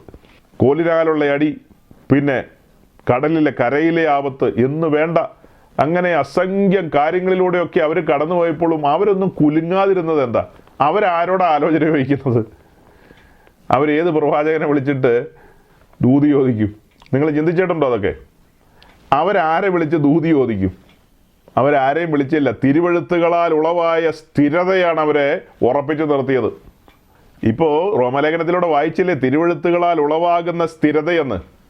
അപ്പോസ്തലന്മാർക്ക് തിരുവെഴുത്ത് വെളിപ്പെട്ട് കിട്ടിയവരാണ്. ആ തിരുവെഴുത്തുകളാൽ അവർ ഉറച്ചു നിൽക്കുകയാണ്. അവരെയൊന്നും അങ്ങനെ എളുപ്പം കുലുക്കാൻ പറ്റില്ല, അവർ കുലുങ്ങിയില്ല. അപ്പോൾ നമ്മൾ പറഞ്ഞു വന്നത്, ഈ കൂടാരത്തിൻ്റെ നിർമ്മിതിയുമായി ബന്ധപ്പെട്ട് ദൈവത്തിൻ്റെ സ്റ്റാൻഡേർഡാണ് വെളിപ്പെടുന്നത്. കൂടാരം നിർമ്മിക്കാനായിട്ട് മോശയോട് വലിയവനായ ദൈവം പറഞ്ഞു. അതിൻ്റെ നിർമ്മാണത്തിലേക്ക് ഇപ്പോൾ വരും. എന്നാൽ ഓടിച്ചങ്ങ് പറയുകയാണ്, എന്നാൽ ഒറ്റ വാക്കിലങ്ങ് പറയുകയാണ്, അതിൻ്റെ നിർമ്മാണമൊക്കെ കഴിഞ്ഞിട്ട് വലിയവനായ ദൈവം ഇസ്രായേലിനെ ക്ഷണിക്കുകയാണ് ദൈവത്തിൻ്റെ സന്നിധിയിലേക്ക് കടന്നു വരുവാനായിട്ട്. അപ്പോൾ അവിടെ സ്റ്റാൻഡേർഡ് നിശ്ചയിച്ചത് സ്വർഗമാണെന്നുള്ളതാണ് എനിക്കിതിലൂടെ പറയാനുള്ളത്. സ്റ്റാൻഡേർഡ് നിശ്ചയിച്ചത് സ്വർഗമാണ്. എങ്ങനെ കടന്നു വരാം, ഏത് രീതിയിൽ വരാമെന്നുള്ളതൊക്കെ സ്വർഗത്തിലെ ദൈവമാണ് തീരുമാനിച്ചത്. മനുഷ്യൻ്റെ തീരുമാനമല്ല, മനുഷ്യൻ്റെ ആലോചനയല്ല. മനുഷ്യൻ്റെ ആലോചനയാൽ പണിയപ്പെട്ടതല്ല ഇത്. ഈ കൂടാരം മനുഷ്യൻ്റെ ആലോചനയാൽ പണിയപ്പെട്ടതല്ല. മനുഷ്യൻ പണിതിട്ട് സ്വർഗത്തിലെ ദൈവത്തെ ക്ഷണിക്കുകയല്ല ചെയ്തത്. ആണോ? മനുഷ്യനൊരു കൂടാരം പണിതിട്ട്, അതായത് മോശയാൽ ഒരു കൂടാരം പണിതെന്ന് കൂട്ടിക്കോ, എന്നിട്ട് വലിയവനായ ദൈവത്തോട് റിക്വസ്റ്റ് വെക്കുകയാണ്, ഞങ്ങളെല്ലാം പണിതിട്ടുണ്ട്, ഞങ്ങൾക്ക് വേണ്ടി ഞങ്ങളുടെ നടുവിലേക്ക് വരാമോ എന്ന് മനുഷ്യൻ അങ്ങോട്ട് ചോദിച്ചതല്ല. ദൈവം മുൻകൈയെടുത്ത് മോശയെ പർവ്വതത്തിലേക്ക് വിളിച്ച് ദൈവത്തിൻ്റെ താല്പര്യം അറിയിക്കുകയായിരുന്നു. ഞാൻ നിങ്ങളുടെ നടുവിൽ വസിക്കാനായിട്ട് വരുന്നു. ദൈവമാണ് ആ താല്പര്യം അറിയിച്ചത്. അതുപോലെ തന്നെയാണ് ദൈവസഭയോടുള്ള ബന്ധത്തിൽ തൻ്റെ പുത്രനെ ഭൂമിയിലേക്ക് അയച്ചു. തൻ്റെ പുത്രനെ, നമ്മളാരും റിക്വസ്റ്റ് ചെയ്തിട്ടല്ല, തൻ്റെ പുത്രനെ ഭൂമിയിലേക്ക് അയച്ച് വീണ്ടെടുപ്പിൻ പദ്ധതി പൂർത്തീകരിച്ച് ആ ക്രൂശിങ്കിലേക്ക് പിതാവ് നമ്മെ ആകർഷിക്കുകയാണ്. ശ്രദ്ധിച്ച് കേൾക്കണം. പിതാവ് തൻ്റെ പുത്രനെ ഭൂമിയിലേക്ക് അയച്ചു വീണ്ടെടുപ്പിൻ പ്രക്രിയയ്ക്കായിട്ട്. മനുഷ്യവർഗത്തിൻ്റെ പാപവും ശാപവും ചുമന്നുകൊണ്ട് ഗത്സമന മുതൽ ഗോൽഗോഥ വരെ പ്രിയപുത്രൻ നടന്നു പോകുന്നൊരു പോക്കുണ്ട്. അത് പ്രിയപുത്രനല്ല, പാപം അറിയാത്തവനെ നമുക്ക് വേണ്ടി പാപമാക്കി. അങ്ങനെ ഗോൽഗോഥായിൽ 2 കള്ളന്മാരുടെ നടുവിൽ അവൻ ക്രൂശിതനായി തീർന്നു.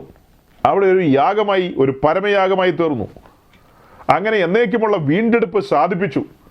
ആ വീണ്ടെടുപ്പ് സാധിപ്പിച്ചതിന് ശേഷം പിതാവായ ദൈവം മുഴു മാനവലോകത്തെയും തൻ്റെ പുത്രൻ്റെ ക്രൂശിങ്കിലേക്ക് ആകർഷിക്കുകയാണ്. ഇതൊന്നും നമ്മൾ ഡിസൈൻ ചെയ്ത കാര്യമല്ല കേട്ടോ. നിങ്ങൾ ആരെങ്കിലും ഡിസൈൻ ചെയ്തതാണോ ഇതൊക്കെ? ഏത് കേമൻ ഡിസൈൻ ചെയ്തതാ ഇതൊക്കെ? ലോകത്തിൽ ഏതെങ്കിലും പണ്ഡിതന്മാർ ഡിസൈൻ ചെയ്തതാണോ? ഇത് സ്വർഗം വിഭാവന ചെയ്തതാണ്. ഉലക സ്ഥാപനത്തിന് മുമ്പേ അറുക്കപ്പെട്ട കുഞ്ഞാട്. അവൻ ഉലക സ്ഥാപനത്തിന് മുമ്പേ അറുക്കപ്പെട്ടവനാണ്. എന്നെയും നിന്നെയും കണ്ടുകൊണ്ട് തൻ്റെ പുത്രനെ കാൽവറിയിൽ കൈവിടുന്നത് മുന്നമേ കുറിച്ചു വെച്ചിരിക്കുകയാണ്. ഉലക സ്ഥാപനത്തിന് മുമ്പേ അവൻ അറുക്കപ്പെട്ടു. അവനൊരു പരമയാഗമായി തീരേണ്ടതാണ്. ഇതെല്ലാം ഡിസൈൻ ചെയ്തത് സ്വർഗമാണ്. അതെല്ലാം പൂർത്തീകരിച്ചു കഴിഞ്ഞിട്ടാണ് നമ്മെ ക്ഷണിക്കുന്നത്. It is finished. എല്ലാം പൂർത്തിയായി, അല്ലേ? പാപത്തിനുള്ള അവസാന വിലയും ഞാൻ കൊടുത്തു കഴിഞ്ഞു. ഇനി ആരും ഒന്നും ചെയ്യണ്ട, വിശ്വസിച്ചടുത്തു വന്നാൽ മതി. പിതാവ് ആകർഷിക്കുകയാണ്. ദൈവത്തിൻ്റെ മഹാകൃപയാൽ ആ ആകർഷണ വലയത്തിലേക്ക് നമുക്ക് അടുത്തു വരുവാനായിട്ടിടയായി. ആ ആകർഷണ വലയത്തിലേക്ക് നമുക്ക് അടുത്തു വരുവാനിടയായി. അനേകർ വികർഷിച്ചോടിയപ്പോൾ, ഇപ്പം ഇവിടെ ഇരിക്കുന്ന നിങ്ങളിൽ ചിലരൊക്കെ ചിന്തിച്ചു നോക്കി, നിങ്ങളുടെ ഏറ്റവും അടുത്ത പ്രിയപ്പെട്ടവർ, ഭാര്യയാകട്ടെ, ഭർത്താവാകട്ടെ, അമ്മയപ്പന്മാരാകട്ടെ, സഹോദരങ്ങളാകട്ടെ, ഉറ്റമിത്രങ്ങളാകട്ടെ, അങ്ങനെ പല പ്രിയപ്പെട്ടവരും വികർഷിച്ചു പോയപ്പോൾ മഹാകൃപയാൽ കരുണാസമ്പന്നനായ ദൈവം നമ്മെ സ്നേഹിച്ച മഹാസ്നേഹനിമിത്തം ആ സ്നേഹത്തിൻ്റെ മുമ്പിൽ നമുക്ക് പിന്തിരിയാൻ തോന്നിയില്ല. പിന്തിരിഞ്ഞ് ഓടാൻ തോന്നിയോ? ലോകത്തിലേക്ക് തിരിഞ്ഞു പോകാൻ തോന്നിയോ? തോന്നിയില്ല. ആ ക്രൂശിങ്കിലേക്ക് നമ്മൾ കൂടുതൽ അടുത്തു.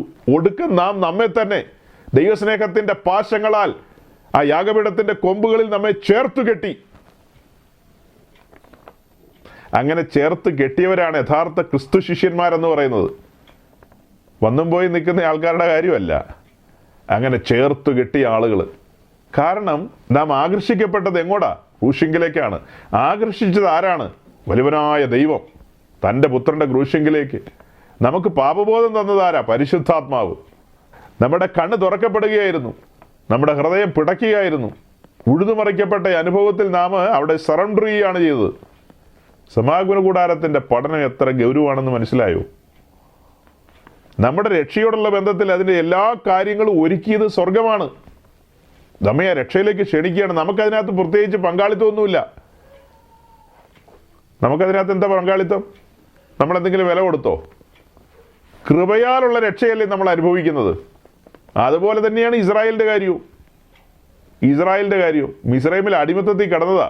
നീട്ടിയ ഭുജത്താലും വീര്യമുള്ള കരത്താലും അവിടെ നിന്ന് വിടുവിച്ച് ചെങ്കടലും കടത്തി മരുഭൂമി വഴിയായി അവരെ മുൻപോട്ട് കൊണ്ടുവന്ന് സ്വർഗത്തിലെ ദൈവം മുൻകൈയെടുത്ത് കൂടാരം നിർമ്മിച്ച് ആ കൂടാരത്തിലേക്ക് അഹരോനെയും പുത്രന്മാരെയും പൗരോഹിത്യ ശുശ്രൂഷയ്ക്ക് വേണ്ടി കൊണ്ടുവന്നു. ലേവ്യരെ സഹായികളായിട്ട് ചുറ്റും നിർത്തി. അങ്ങനെ ഓരോരോ കാര്യങ്ങൾ സ്വർഗത്തിലെ ദൈവം മുൻകൈയെടുത്ത് ചെയ്തു. ഇസ്രായേലിൻ്റെ പാപത്തിന് പരിഹാരത്തിന് അവിടെ യാഗങ്ങൾ നടത്തപ്പെട്ടു. അതെല്ലാം സ്വർഗമാണ് വിഭാവന ചെയ്തത്. അവിടുത്തെ ഡിസൈനാണ് ഇതെല്ലാം. അവിടെ കടന്നു ചെന്നിട്ട് കഥ പറയാനായിട്ട് നമുക്ക് പെർമിറ്റ് ഇല്ലെന്നാണ് ഈ പറഞ്ഞത്. യാഗപീഠത്തിന്റെ ചുവട്ടിൽ ചെന്നിട്ട് കഥ പറയാനായിട്ട് കഴിയുമോ? അവിടെ ചെന്ന ഭക്തന്മാരെല്ലാം പറഞ്ഞത് എന്താണെന്നറിയാവോ? അയ്യോ, ഞാൻ അരിഷ്ട മനുഷ്യൻ എന്നാണ് പറഞ്ഞത്. അല്ലാതെ അങ്ങനെയുണ്ടോ റെഫറൻസ്, ഇങ്ങനെയുണ്ടോ റെഫറൻസ് എന്നൊന്നും അല്ല ചോദിച്ചത്. അയ്യോ, ഞാൻ അരിഷ്ട മനുഷ്യൻ, ഈ മരണത്തിൽ നിന്ന് ആരെന്നെ വിടുവിക്കും, ഇങ്ങനെയൊക്കെയുള്ള ചോദ്യങ്ങൾ അവർ ചോദിച്ചത്. അവരിങ്ങനെയുള്ള ചോദ്യങ്ങളൊക്കെയാണ് ചോദിച്ചത്. അത് പറഞ്ഞുകൊണ്ടിരിക്കുമ്പോൾ തന്നെ ഒരു കാര്യം ഉള്ളിലേക്ക് വരികയാണ്. ഇവർ മരുഭൂമിയിലൂടെയാണല്ലോ സഞ്ചരിച്ച് മുൻപോട്ട് പോകുന്നത്. അങ്ങനെ മരുഭൂമിയിലൂടെ സഞ്ചരിച്ച് പോകുമ്പോഴാണ് കൂടാരത്തിൻ്റെ നിർമ്മിതിയുമായി ബന്ധപ്പെട്ട കാര്യങ്ങൾ നമ്മൾ ചിന്തിക്കുന്നത്. അത് ചിന്തിച്ചുകൊണ്ടിരിക്കുമ്പോൾ, അതായത് പുറപ്പാട് ദിവസം 25 മുതൽ 40 വരെയുള്ള അധ്യായങ്ങളിലാണ് ഈ കാര്യം കാണുന്നത്. 25 മുതൽ 40 വരെയുള്ള അധ്യായങ്ങളിൽ. എന്നാൽ അതിനിടയിൽ ഒരു പ്രധാനപ്പെട്ട അധ്യായമുണ്ട്, പുറപ്പാട് ദിവസം 32-ാം അധ്യായം. ആ 32-ാം അധ്യായത്തിൻ്റെ പ്രത്യേകത എന്ന് പറയുന്നത് ഇസ്രായേൽ ദൈവത്തോട് മത്സരിച്ചതും ദുശാഠ്യം കാണിച്ചതും പെറുപെറുത്തതുമായ ഒരു അധ്യായമാണത്. നമ്മൾ നോക്കുമ്പോൾ 25-ാം അധ്യായം 26-ാം അധ്യായം എന്നൊക്കെ കഴിഞ്ഞിട്ടാണ് 32-ാം അധ്യായം കാണുന്നത്. ആ കാര്യങ്ങൾ നടക്കുന്നതിൻ്റെ ആ സീക്വൻസ് നമ്മളൊന്ന് ഭാവന കണ്ടേ. ഈ പുറപ്പാട് ദിവസം 24-ാം അധ്യായത്തിലേക്ക് വരുമ്പോൾ നമ്മൾ കാണുന്നൊരു കാഴ്ച എന്ന് പറയുന്നതിൻ്റെ തുടക്കത്തിൽ, അതായത് മോശയും പിന്നെ അഹ്റോനും അഹ്റോൻ്റെ പുത്രന്മാരും ഇസ്രായേലിലെ മൂപ്പന്മാരെല്ലാം കൂടി പർവ്വതത്തിലേക്ക് കയറി വരികയാണ്. അവർ പർവ്വതത്തിൽ കടന്നു വന്ന് സൈനികളുടെ ദൈവമായ യഹോവയുടെ സന്നിധിയിൽ ഇരുന്നു കൊണ്ട് അവർ ഭക്ഷിച്ച് പാനം ചെയ്യുന്ന കാര്യമൊക്കെയാണ് നമ്മൾ ആദ്യത്തെ ആ ഒരു പ്രധാനപ്പെട്ട ഭാഗത്ത് കാണുന്നത്. അപ്പോൾ അതെല്ലാം കഴിഞ്ഞിട്ട് അവരെല്ലാം താഴ്വരയിലേക്ക് ഇറങ്ങി വന്നു. അതായത് പർവ്വതത്തിൻ്റെ ഏറ്റവും മുകളിലേക്ക് അവർ കടന്നു പോയിട്ടില്ല, അതിൻ്റെ ഒരു ഭാഗം വരെയാണ് അവർ കടന്നു ചെന്നത്. അത് കഴിഞ്ഞിട്ട് അതിൻ്റെ 12-ാം വാക്യം മുതൽ താഴേക്ക് നോക്കുമ്പോഴാണ് നമ്മൾ കാണുന്നത്, പിന്നെ യഹോവ മോശയോട്, നീ എൻ്റെ അടുക്കൽ പർവ്വതത്തിൽ കയറി വന്ന് അവിടെ ഇരിക്കുക, ഞാൻ നിനക്ക് കൽപ്പനകളും നീ അവരെ ഉപദേശിക്കേണ്ടതിന് ഞാൻ എഴുതിയ ന്യായപ്രമാണവും കൽപ്പനകളും തരുമെന്ന് അരുളി ചെയ്തു. അങ്ങനെ മോശയും അവൻ്റെ ശുശ്രൂഷക്കാരനായ യോശുവയും മുകളിലേക്ക് കയറി ചെന്നു. യോശുവ ഇടയ്ക്ക് ഒരു ഭാഗത്ത് നിന്നു. അത് കഴിഞ്ഞിട്ട് മോശ ദൈവസന്നിധിയിലേക്ക് കടന്നു ചെന്നു. അതിൻ്റെ ഏറ്റവും അവസാനത്തെ ഭാഗത്തേക്ക് വരുമ്പോൾ അതിൻ്റെ 17-18 വാക്യങ്ങളൊന്ന് വായിച്ചേ. തേജസ്സിന്റെ കാഴ്ച പർവ്വതത്തിന്റെ മുകളിൽ കത്തുന്ന തീ പോലെ ഇസ്രായേൽ മക്കൾക്ക് തോന്നി. മോശയോ മേഘത്തിന്റെ നടുവിൽ പർവ്വതത്തിൽ കയറി. മോശ 40 പകലും 40 രാവും പർവ്വതത്തിലായിരുന്നു. ഈ അധ്യായത്തിന്റെ ഏറ്റവും ഒടുവിൽ നമ്മൾ കാണുന്നത്, മോശയോ മേഘത്തിന്റെ നടുവിൽ പർവ്വതത്തിൽ കയറി. മോശ 40 പകലും 40 രാവും പർവ്വതത്തിലായിരുന്നു. അപ്പോൾ മോശ പർവ്വതത്തിലിരിക്കുമ്പോൾ മോശയോട് വലിയവനായ ദൈവം കൽപ്പിച്ച കാര്യങ്ങളാണ് 25-ാം അധ്യായം മുതൽ അതിൻ്റെ 31-ാം അധ്യായം വരെയുള്ള കാര്യങ്ങൾ. 25-ാം അധ്യായം മുതൽ 31-ാം അധ്യായം വരെയുള്ള കാര്യങ്ങൾ മോശ പർവ്വതത്തിലിരിക്കുമ്പോൾ ദൈവത്തിൽ നിന്ന് കേട്ട കാര്യങ്ങളാണ്. ആ കേട്ട കാര്യങ്ങൾ ഇവിടെ രേഖപ്പെടുത്തിയിരിക്കുകയാണ്. അതെല്ലാം കേട്ട് കഴിഞ്ഞിട്ട് മോശ താഴ്വരയിലേക്ക് വരുന്ന ഭാഗമാണ് പുറപ്പാട് ദിവസം 32-ാം അധ്യായം, അതിൻ്റെ തുടക്കം. മോശ പർവ്വതത്തിലിരുന്ന് ഈ കാര്യങ്ങളൊക്കെ കേട്ട് ഗ്രഹിച്ചുകൊണ്ടിരിക്കുന്ന സമയത്ത് തന്നെ താഴ്വരയിൽ അനർത്ഥം സംഭവിക്കുകയാണ്. ഇസ്രായേൽ ജനം ഒരുമിച്ച് കൂടി, ഞങ്ങളെ മിസ്രൈമിൽ നിന്ന് പുറപ്പെടുവിച്ചുകൊണ്ട് വന്ന മോശയെ കാണുവാനില്ല, ആ കാരണത്താൽ ഞങ്ങൾക്കൊരു ദൈവത്തെ ഉണ്ടാക്കി തരിക എന്ന് പറഞ്ഞപ്പോൾ അഹറോൻ അത് ബോധിച്ചു. അഹറോൻ പറഞ്ഞു, എന്നാൽ അങ്ങനെ ആകട്ടെ, നിങ്ങൾ നിങ്ങളുടെ കാതിലും കഴുത്തിലും ഒക്കെയുള്ള കുണുക്കും ഏടാകൂടങ്ങളൊക്കെ ഊരിക്കൊണ്ട് വരിക, നമുക്ക് ഇപ്പം ശരിയാക്കി തരാമെന്ന് പറഞ്ഞു. അങ്ങനെ പുള്ളി തീക്കകത്തിട്ട് കാളക്കുട്ടിയെ ഉണ്ടാക്കിക്കൊണ്ടിരിക്കുന്ന സമയത്ത് മോശ താഴ്വരയിലേക്ക് ഇറങ്ങി വരികയാണ്. അതാണ് 32-ാം അധ്യായത്തിൽ നമ്മൾ കാണുന്നത്. അപ്പോൾ ഇസ്രായേല് മുൻപോട്ട് പോകേണ്ടതായ ഭാവി പദ്ധതികളെല്ലാം കയ്യേറ്റു വാങ്ങിയാണ് മോശ ഇറങ്ങി വരുന്നത്. ഇസ്രായേൽ എന്ന് പറയുന്ന ജനം ജാതികളുടെ നടുവിൽ നിന്ന് വേർതിരിക്കപ്പെട്ട ജനമാണ്. ഇതുപോലൊരു അനുഗ്രഹിക്കപ്പെട്ടൊരു ജാതി ഉണ്ടോ എന്നൊക്കെയുള്ളൊരു ചോദ്യമൊക്കെ ആവർത്തന പുസ്തകത്തിലുണ്ട്, അല്ലേ? ദൈവം ഇത്ര അടുത്തിരിക്കുന്ന ഒരു ജനം വേറെ ഉണ്ടോയെന്ന്, അങ്ങനെയല്ലേ എഴുതിയിരിക്കുന്നത്? ദൈവം ഇത്ര അടുത്തിരിക്കുന്ന ജനം. ആ ജനം താഴ്വരയിൽ മറ്റൊരു കാര്യത്തിന് കോപ്പ് കൂട്ടുകയാണ്. അവരവിടെ കാളക്കുട്ടി ഉണ്ടാക്കി തങ്ങളെ വിടുവിച്ച ദൈവം എന്നുള്ള നിലയിൽ അതിനെ ചിത്രീകരിക്കുകയാണ്. അങ്ങനെ അതിൻ്റെ മുമ്പിൽ പാട്ടും കൂത്തും ഡാൻസും പരിപാടിയൊക്കെ ആയിട്ട് അതിൻ്റെ കൂട്ടത്തിൽ ഇച്ചിരി ഹോമയാവും കൂടെ നടത്തിയായിരുന്നു കേട്ടോ. തുടക്കത്തിൽ പറയുമ്പോൾ എല്ലാം പറയണമല്ലോ, ചുമ്മാ ഡാൻസ് മാത്രമല്ല, തുടക്കത്തിലൊരു ഹോമയാവും പുലർകാലത്ത് തന്നെ നടത്തി.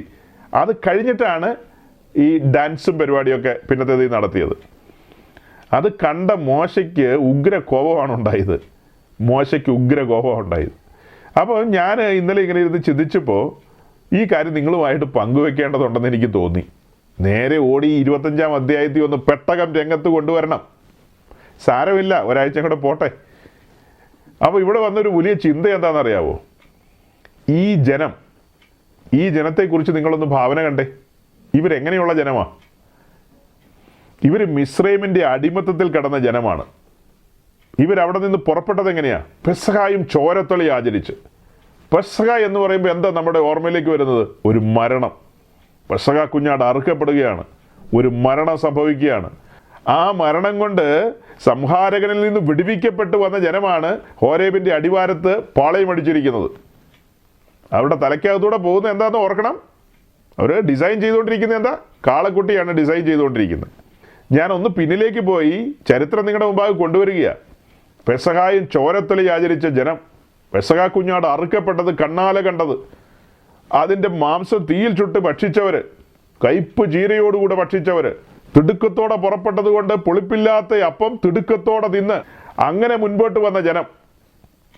തീർന്നില്ല, അവിടെ കൊണ്ട് തീർന്നില്ല. മനുഷ്യചരിത്രത്തിൽ ഇന്നുവരെ കേട്ടുകഴിവില്ലാത്തൊരു കാര്യമാണ്, ചെങ്കടൽ രണ്ടായി വിഭാഗിക്കപ്പെടുകയാണ്.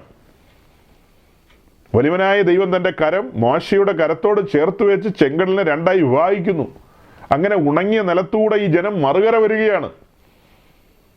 അവരൊന്ന് പകച്ചുപോയ സമയത്ത് സ്വർഗത്തിലെ ദൈവം തൻ്റെ കരം അവിടെ വെളിപ്പെടുത്തി അവർക്ക് വേണ്ടി. അവർ പകൽ മേഘസ്തംഭത്തിലും രാത്രി അഗ്നിസ്തംഭത്തിലും സഞ്ചരിച്ച് പോയിക്കൊണ്ടിരിക്കുകയാണ്. അങ്ങനെ അവർ മുൻപോട്ട് കടന്നു വന്ന സമയത്ത് ദൈവത്തിൻ്റെ അത്ഭുത പ്രവൃത്തികളാണ് പിന്നെ കാണുന്നത്. പരിശോധനകളൊക്കെ അവിടെ ഉണ്ടായിരുന്നില്ലെന്ന് ചോദിച്ചാൽ ഉണ്ട്, അത് വേറെ കാര്യം. മാറായിലാകട്ടെ, എലീമിലാകട്ടെ, റഫീദീമിലാകട്ടെ, പിന്നീട് അവർ ഹോരേബിൻ്റെ അടിവാരത്തേക്ക് വരികയാണ്. ഹോരേബിൻ്റെ അടിവാരത്തേക്ക് വരുമ്പോൾ പുറപ്പാട് ദിവസം 19-ാം അധ്യായം ഒരിക്കലും മറക്കാൻ പാടില്ല. ഇസ്രായേൽ കണ്ണാലെ കണ്ട കാഴ്ചകൾ എന്താണ്? ഭയങ്കര കാഴ്ചയാണ്. ദൈവപ്രത്യക്ഷതയാണ് കണ്ടത്. പർവ്വതത്തിൽ നിന്ന് കുലുങ്ങുന്ന കാഴ്ച. കാഹളനാദം അവരുടെ കാതുകളിലാണ് കേട്ടത്. കാഹളനാദം അവരുടെ കാതുകളിലാണ് കേട്ടത്. വേറെ വല്ലവരുടെയും കാതിലാണോ കേട്ടത്? അവരുടെ കാതിൽ തന്നെയാണ് കേട്ടത്. അത് കേൾക്കുന്നതിന് മുമ്പ് മോശ വഴി അവരോട് പറഞ്ഞ കാര്യങ്ങൾ ഇത്രയേ ഉള്ളൂ: നിങ്ങൾ നിങ്ങളെ തന്നെ ശുദ്ധീകരിക്കണം. 3 ദിവസക്കാലം അവർ അലക്കും കുളിയായിട്ട് ശുദ്ധീകരണത്തോടു കൂടിയാണ് പർവ്വതത്തിന് അടിവാരത്തേക്ക് അവർ വന്നത്. വലിയവനായ ദൈവത്തോട് അടുക്കേണ്ടതിന് ചില ക്രമീകരണങ്ങളുണ്ടെന്നും ശുദ്ധീകരണം പ്രാപിക്കണമെന്നും അങ്ങനെയൊക്കെയുള്ള ബോധ്യങ്ങൾ ലഭിക്കപ്പെട്ടവരാണ് അവർ. ഇതെല്ലാം കഴിഞ്ഞിട്ടാണ് മോശ പർവ്വതത്തിലേക്ക് കയറുകയാണ്, അല്ലേ? മോശ പർവ്വതത്തിലേക്ക് കയറുകയാണ്. മോശ പർവ്വതത്തിലേക്ക് കയറുന്നതിന് മുമ്പ് ഈ 24-ാം അധ്യായത്തിൻ്റെ തുടക്കത്തിൽ നമ്മൾ കാണുന്നത് എന്താ? അഹറോനും പുത്രന്മാരും പ്രമാണിമാരും എല്ലാം കൂടി വലിയവനായ ദൈവത്തിൻ്റെ പാദത്തുങ്കലിരുന്നു കൊണ്ട്, അല്ലേ, അവൻ്റെ പാദത്തിന് കീഴെ നീലക്കല്ല് പടുത്ത തളം പോലെയും ആകാശത്തിൻ്റെ സ്വച്ഛത പോലെയുമായിരുന്നു. ഇസ്രായേൽ മക്കളുടെ പ്രമാണികൾക്ക് തൃക്കയ്യാൽ ഒന്നും ഭവിച്ചില്ല. അവർ ദൈവത്തെ കണ്ട് ഭക്ഷണപാനീയങ്ങൾ കഴിച്ചെന്നാണ് 10-11 വാക്യത്തിൽ കണ്ടത്. ഇതൊക്കെ കണ്ട ആളുകൾ ഇതെല്ലാം കഴിഞ്ഞിട്ട് എങ്ങനെ സാധിക്കുന്നടപ്പാ ഇങ്ങനെയൊക്കെ ചെയ്യാനായിട്ട്? ആ പറഞ്ഞ കാര്യങ്ങളൊന്നും ഓർമ്മയിൽ വെച്ചേ. പെസഹായും ചോരത്തളിയും, ചെങ്കടൽ കടന്നത്, മരുഭൂമിയിലൂടെ മുൻപോട്ട് വന്നപ്പോൾ ദൈവത്തിൻ്റെ കരുതൽ അവരനുഭവിച്ചു. അങ്ങനെ മുൻപോട്ട് വന്ന സമയത്താണ് അവർ മന്ന പെറുക്കാൻ പുലർകാലത്ത് എഴുന്നേറ്റത്. അവരെ വിടുവിച്ചുകൊണ്ട് വന്ന നായകനായ മോശ എവിടെ? ഞങ്ങളെ വിടുവിച്ച യഹോവയായ ദൈവം എവിടെ എന്നൊക്കെ ഒരു ചിന്ത പിശാച് ഇട്ടുകൊടുത്തപ്പോൾ ആ ചിന്തയെ അവർ സ്വീകരിച്ച് അതിനെ താലോലിച്ചു. അനന്തര നടപടിക്രമങ്ങൾ പിന്നീട് എന്താ ഉണ്ടായത്? ആ കാര്യങ്ങളെല്ലാം വന്ന് അഹ്റോനോട് പറഞ്ഞപ്പോൾ കാളക്കുട്ടി റെഡിയായി. അതിനു മുമ്പ് ഇപ്പോൾ പറഞ്ഞൊന്ന് ചിന്തിച്ചു നോക്കിയേ. ഈ അഹ്റോനല്ലേ പർവ്വതത്തിന് മുകളിലിരുന്ന് ആ പാദത്തിന് കീഴിലിരുന്ന് ഭക്ഷിച്ച് പാനം ചെയ്തത്?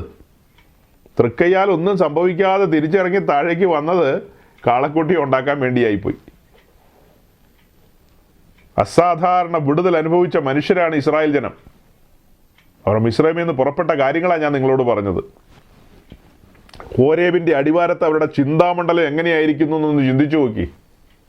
ഹോരേബിൻ്റെ അടിവാരത്ത് വന്നപ്പോഴത്തേക്ക് അവരുടെ ചിന്താമണ്ഡലം പരിണമിച്ച് എങ്ങനെ എത്തിയെന്ന് നോക്കി. ഞാൻ സാധാരണ പറയാറുണ്ട്, നമ്മുടെ ചുറ്റുമുള്ള ക്രൈസ്തവ ലോകത്തെ മർത്തോമക്കാർ, ഇവാഞ്ചലിക്കൽ, CSI, ഇത്യാദി കൂട്ടങ്ങളൊക്കെ, അവരൊക്കെ ചിന്തിക്കുന്നതിൽ നിന്ന് എന്ത് വ്യത്യാസമാണ് ഇന്നത്തെ മോഡേൺ പെന്തിക്കോസ്ത് ചിന്തിക്കുന്നത്? ജീവിതത്തിലൊരു പ്രതിസന്ധിയോ കാര്യങ്ങളോ വന്നു കഴിഞ്ഞാൽ അവരൊക്കെ കാൽക്കുലേറ്റ് ചെയ്യുന്നതിനപ്പുറമായിട്ട് വേറെ കാൽക്കുലേറ്റർ ഉണ്ടോ പെന്തിക്കോസുകാരുടെ കയ്യിൽ? അവരും ആ രീതിയിലൊക്കെ തന്നെയാണ് കാൽക്കുലേറ്ററിൽ കാൽക്കുലേറ്റ് ചെയ്യുന്നത്. അല്ലാതെ വേറിട്ട് ചിന്തിക്കുന്നുണ്ടോ അവർ? മുന്നെഴുതിയിരിക്കുന്നതൊക്കെ ഈ തക്ക സമയത്ത് ഉപദേശത്തിനായിട്ടും സ്ഥിരതയ്ക്കായിട്ടും വെളിപ്പെട്ട് വരുന്നുണ്ടോ? വചനം വെളിപ്പെട്ട് വരുന്നുണ്ടോന്ന്? വചനത്താൽ ലഭിക്കേണ്ട ആശ്വാസമുണ്ട്. ആശ്വാസപ്രദനായ പരിശുദ്ധാത്മാവ് എന്നോട് കൂടെയുണ്ടെന്ന് ബോധ്യമുള്ള എത്ര പേരുണ്ട്? തിയറി ചോദിച്ചാൽ തത്തമ്മേ പൂച്ച എന്ന് പറഞ്ഞ പോലെ പറയും. രക്ഷിക്കപ്പെടണം, ചാനപ്പെടണം, പരിശുദ്ധാത്മാവ് വരും എന്നൊക്കെ പറഞ്ഞു കളയും. പക്ഷെ ജീവിതത്തിന്റെ സന്നിഗ്ധ ഘട്ടത്തിൽ തെക്ക് നിന്നും വടക്ക് നിന്നും കാറ്റടിക്കുമ്പോൾ, മുൻപിൽ മഹാപർവ്വതം പോലെയുള്ള പ്രതിസന്ധി നിൽക്കുമ്പോൾ, അതിൻ്റെ നടുവിലും പുഞ്ചിരിയോടുകൂടി മുന്നോട്ട് പോകാൻ എത്ര പെന്തക്കോസ്തുകാർക്ക് ഇന്ന് കഴിയും? പെന്തക്കോസ് എന്ന് പറഞ്ഞ് നടക്കാമെന്ന് മാത്രം. ഈ പറയപ്പെട്ട ആളുകളൊക്കെ എങ്ങനെയാണ് സങ്കടപ്പെടുന്നത്, നിരാശപ്പെടുന്നതും പെറുപെറുക്കുന്നതെന്ന് വെച്ചാൽ അതുപോലെയൊക്കെ തന്നെയാണ് ഇവിടെയും. അപ്പോൾ ഒരു മൈനോറിറ്റി ഇല്ലെന്ന് ചോദിച്ചാൽ മൈനോറിറ്റി ഉണ്ടെന്നേ. ഞാൻ മൈനോറിറ്റി വെച്ചല്ല പറഞ്ഞത്, മെജോറിറ്റി അങ്ങനെയാണെന്നാ പറഞ്ഞത്. മൈനോറിറ്റി എല്ലാ കാലത്തും ഉണ്ടല്ലോ, അത് ചോദിക്കേണ്ട ആവശ്യമുണ്ടോ? എല്ലാ കാലത്തും ഒരു ശേഷിപ്പുണ്ടെന്നേ. എല്ലാ കാലത്തും ഒരു ശേഷിപ്പുണ്ട്. മുന്നെഴുതിയിരിക്കുന്നതിനെയൊക്കെ മുറുകെ പിടിക്കുന്നവർ, ഉപദേശത്തിൽ നിന്ന് ഇടത്തോട്ടോ വലത്തോട്ടോ മാറാത്തവർ എല്ലാ കാലത്തും ഉണ്ട്.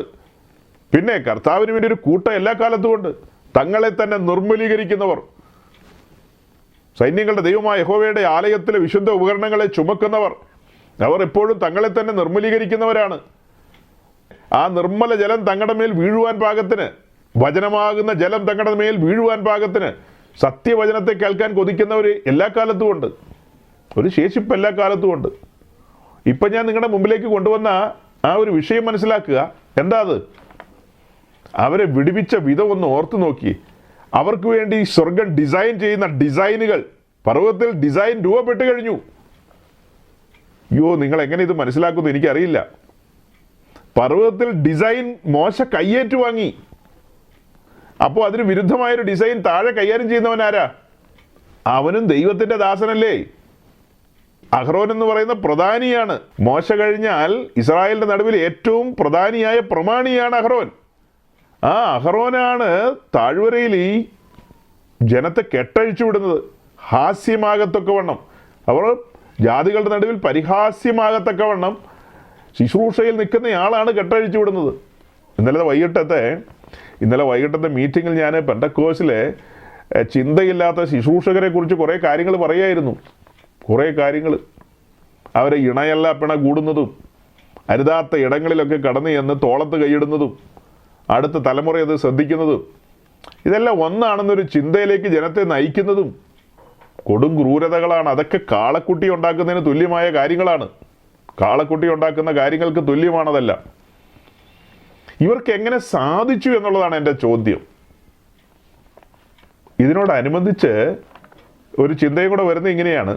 അതായത് പെസഹായും ചോരത്തലയും കണ്ട ജനം, ചെങ്കടൽ വിഭാഗിക്കുന്ന കണ്ട ജനം, മരുഭൂമിയിൽ ദൈവത്തിൻ്റെ പ്രവൃത്തി കണ്ട ജനം, മേഘസ്തംഭത്തിലും അഗ്നിസ്തംഭത്തിലും നടക്കുന്നവർ, അതുപോലെ തന്നെ പുറപ്പാട് 19 മഹത്വപ്രത്യക്ഷത, പിന്നെ 24 അധ്യായത്തിൽ പ്രമാണിമാരെല്ലാം മുകളിലേക്ക് കയറിപ്പോയി കണ്ട കാഴ്ചകൾ, ഇതെല്ലാം കണ്ടു കഴിഞ്ഞിട്ടാണ് ജനമൊക്കെയും ഒരുമിച്ച് കൂടി അതിൽ ഒരുപറ്റം ആൾക്കാർ തങ്ങളുടെ കുണുക്കും അതും ഇതുമൊക്കെ ഊരിക്കൊടുത്തു അഹ്റോൻ്റെ കയ്യിൽ. അങ്ങനെയാണല്ലോ കാളക്കുട്ടി ഉണ്ടായി വന്നത്. മോശ ഇറങ്ങി വന്നു കഴിഞ്ഞപ്പോൾ പിന്നീട് ഒരു ന്യായവിധിയാണ് അവിടെ നടന്നത്. മോശ ഇറങ്ങി വന്നപ്പോൾ എന്താ നടന്നത്? ഒരു ന്യായവിധി. അതെന്തുകൊണ്ട് അങ്ങനെ ഒരു ന്യായവിധി നടന്നത്? ഇസ്രായേൽ യാത്ര ചെയ്ത് പോകുന്ന വഴിയിലൊക്കെ കാണുന്ന രാഷ്ട്രങ്ങൾ, ജാതീയ രാഷ്ട്രങ്ങൾ, അവിടെയൊക്കെ വിഗ്രഹാരാധനയില്ലേ? അവരെയൊക്കെ ആരെങ്കിലും ന്യായം വിധിക്കുന്നുണ്ടോ? അവിടെയൊക്കെ ഏതെങ്കിലും മോശ ഇറങ്ങി വന്നിട്ട് ന്യായം വിധിക്കുന്നുണ്ടോ? ഒന്നുമില്ല. അതുപോലെയല്ലെന്ന് ഇവർ കണ്ടും കേട്ടും വന്നവരാണ്. മോശ ചോദിച്ച ചോദ്യം എന്താ? യഹോവയുടെ പക്ഷത്തുള്ളവരിങ്ങ് മാറി നിൽക്കാനാ പറഞ്ഞത്. ലേവി മാത്രമാണ് നീങ്ങി നിന്നുള്ളൂ, വേറെ ആരും അങ്ങനെ നീങ്ങി നിന്നില്ല. ലേവി മാത്രം നീങ്ങി നിന്നു. ലേവി വാളെടുത്ത് കൈകാര്യം ചെയ്തു. ഞാൻ മനസ്സിലാക്കുന്ന 3000-ഓളം പേരെന്ന് കൊല്ലപ്പെട്ടു എന്ന് പറയുമ്പോൾ കാളക്കുട്ടിയുടെ നിർമ്മിതിയുമായി ബന്ധപ്പെട്ടുള്ള കമ്മിറ്റിക്കാരായിരിക്കും അവർ. അതിൻ്റെ പ്രധാനപ്പെട്ട കമ്മിറ്റിക്കാരും കൈക്കാരും ഒക്കെ ആയിരിക്കും. മുഴുവൻ ആൾക്കാരെ ഒന്നും കൊന്നില്ലല്ലോ. അപ്പോൾ ആ 3000 പേരെക്കുറിച്ച് ചിന്തിക്കുമ്പോൾ അവർ കൗൺസിൽ മെമ്പേഴ്സും കമ്മിറ്റിക്കാരും മറ്റുമൊക്കെ ആയിരുന്നിരിക്കും അല്ലേ? അതിനുവേണ്ടി വണ്ടി ഓടിച്ചവരും കഞ്ഞിയും കറിയും വെച്ചവരും സഹായിച്ചവരും ഒക്കെ ആയിരിക്കും ഈ 3000 പേര്. നമുക്ക് സൂക്ഷ്മം അതിനെക്കുറിച്ച് വലിയ അറിവില്ല. എന്നാൽ നമ്മുടെ ഉള്ളിൽ വരുന്നൊരു ചിന്തയാണ് പറഞ്ഞത്. ഇനി നമ്മൾ നമ്മുടെ കാലഘട്ടത്തിലേക്ക്, പുതിയ നിയമത്തിലേക്ക് വരുമ്പോൾ ഒന്ന് ചിന്തിച്ചേ. രക്ഷിക്കപ്പെട്ട് സ്നാനപ്പെട്ട് ആത്മാവിൽ നിറയപ്പെട്ട് മുൻപോട്ട് വന്ന ഒരുവൻ, അവൻ്റെ ഉള്ളിൽ ഇങ്ങനത്തെ ജഡികമായ ചിന്തകളൊക്കെ കടന്നു വന്ന് പർവ്വതത്തിലെ മാതൃകപ്രകാരം പണിയപ്പെടേണ്ട ഒരു ജീവിതമാണ് അവൻ്റേത്. അതിനു പകരം അവൻ താഴ്വരയിൽ കാളക്കുട്ടിയെ താലോലിക്കുകയാണെങ്കിൽ, അതായത് പിതാവിനാൽ ആകർഷിക്കപ്പെട്ട് ക്രൂശിൻ്റെ ദർശനം പ്രാപിച്ചവർ, ക്രിസ്തുവിൻ്റെ പുനരുത്ഥാനം അനുഭവിച്ചവർ, രണ്ട് കാര്യം നിങ്ങളുടെ മുമ്പിൽ ഞാൻ വെക്കുന്നത്. ഒന്ന്, പിതാവിനാൽ ആകർഷിക്കപ്പെട്ട് നാം വന്നത് എവിടെയാണ്? ക്രൂശിങ്കിലാണ്. ക്രൂശിൻ്റെ ദർശനമാണ് പ്രാപിച്ചത്. അടുത്തപടി നാം വിശ്വാസ സ്നാനത്തിന് ഇറങ്ങിത്തിരിക്കുമ്പോൾ പുനരുത്ഥാന ശക്തിയാണ് നമ്മൾ അനുഭവിക്കുന്നത്. പുനരുത്ഥാനം ചെയ്ത ക്രിസ്തുവിനെയാണ് നാം അനുഭവിക്കുകയാണ് അവിടെ. അപ്പോൾ ക്രൂശിക്കപ്പെട്ട ക്രിസ്തു, പുനരുത്ഥാനം ചെയ്ത ക്രിസ്തുവിനെയും അനുഭവിച്ചവൻ, അവൻ ജഡത്തിൽ സഞ്ചരിച്ച് കാളക്കുട്ടിയെ ഉണ്ടാക്കി കഴിഞ്ഞാൽ എങ്ങനെ ഇരിക്കും? ലോകത്തിലുള്ള ആൾക്കാരുടെ കാര്യമല്ല പറഞ്ഞത്. രക്ഷ ആസ്വദിച്ച് ദൈവരാജ്യത്തിൽ വന്നവരോടുള്ള ബന്ധത്തിൽ അല്ലേ? അതിൽ തുടരാൻ ഇടവരരുത്. അതിനാണ് ദൈവം തൻ്റെ ദാസന്മാരിലൂടെ ഇങ്ങനെയുള്ള വിഷയങ്ങളൊക്കെ നമ്മോട് സംസാരിക്കുന്നത്.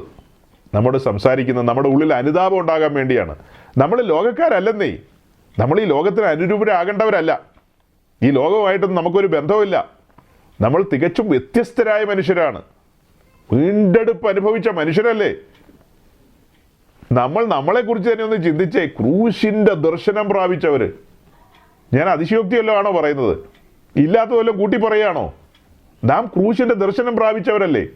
നാം പുനരുത്ഥാന ശക്തി അനുഭവിച്ചവരല്ലേ? നമ്മുടെ ജീവിതത്തിലെ 2 പ്രധാന ഏടുകളാണ് ഞാൻ തുറന്നു വെച്ചത്. അങ്ങനെയുള്ള നാം ശേഷം മനുഷ്യരെ പോലെ നടക്കാൻ പറ്റുമോ? ഞാൻ തുടക്കത്തിൽ ഇസ്രായേലിൻ്റെ കാര്യം പറഞ്ഞപ്പോൾ നിങ്ങളുടെ ഉള്ളിലൊരു രോക്ഷം വന്നില്ലേ?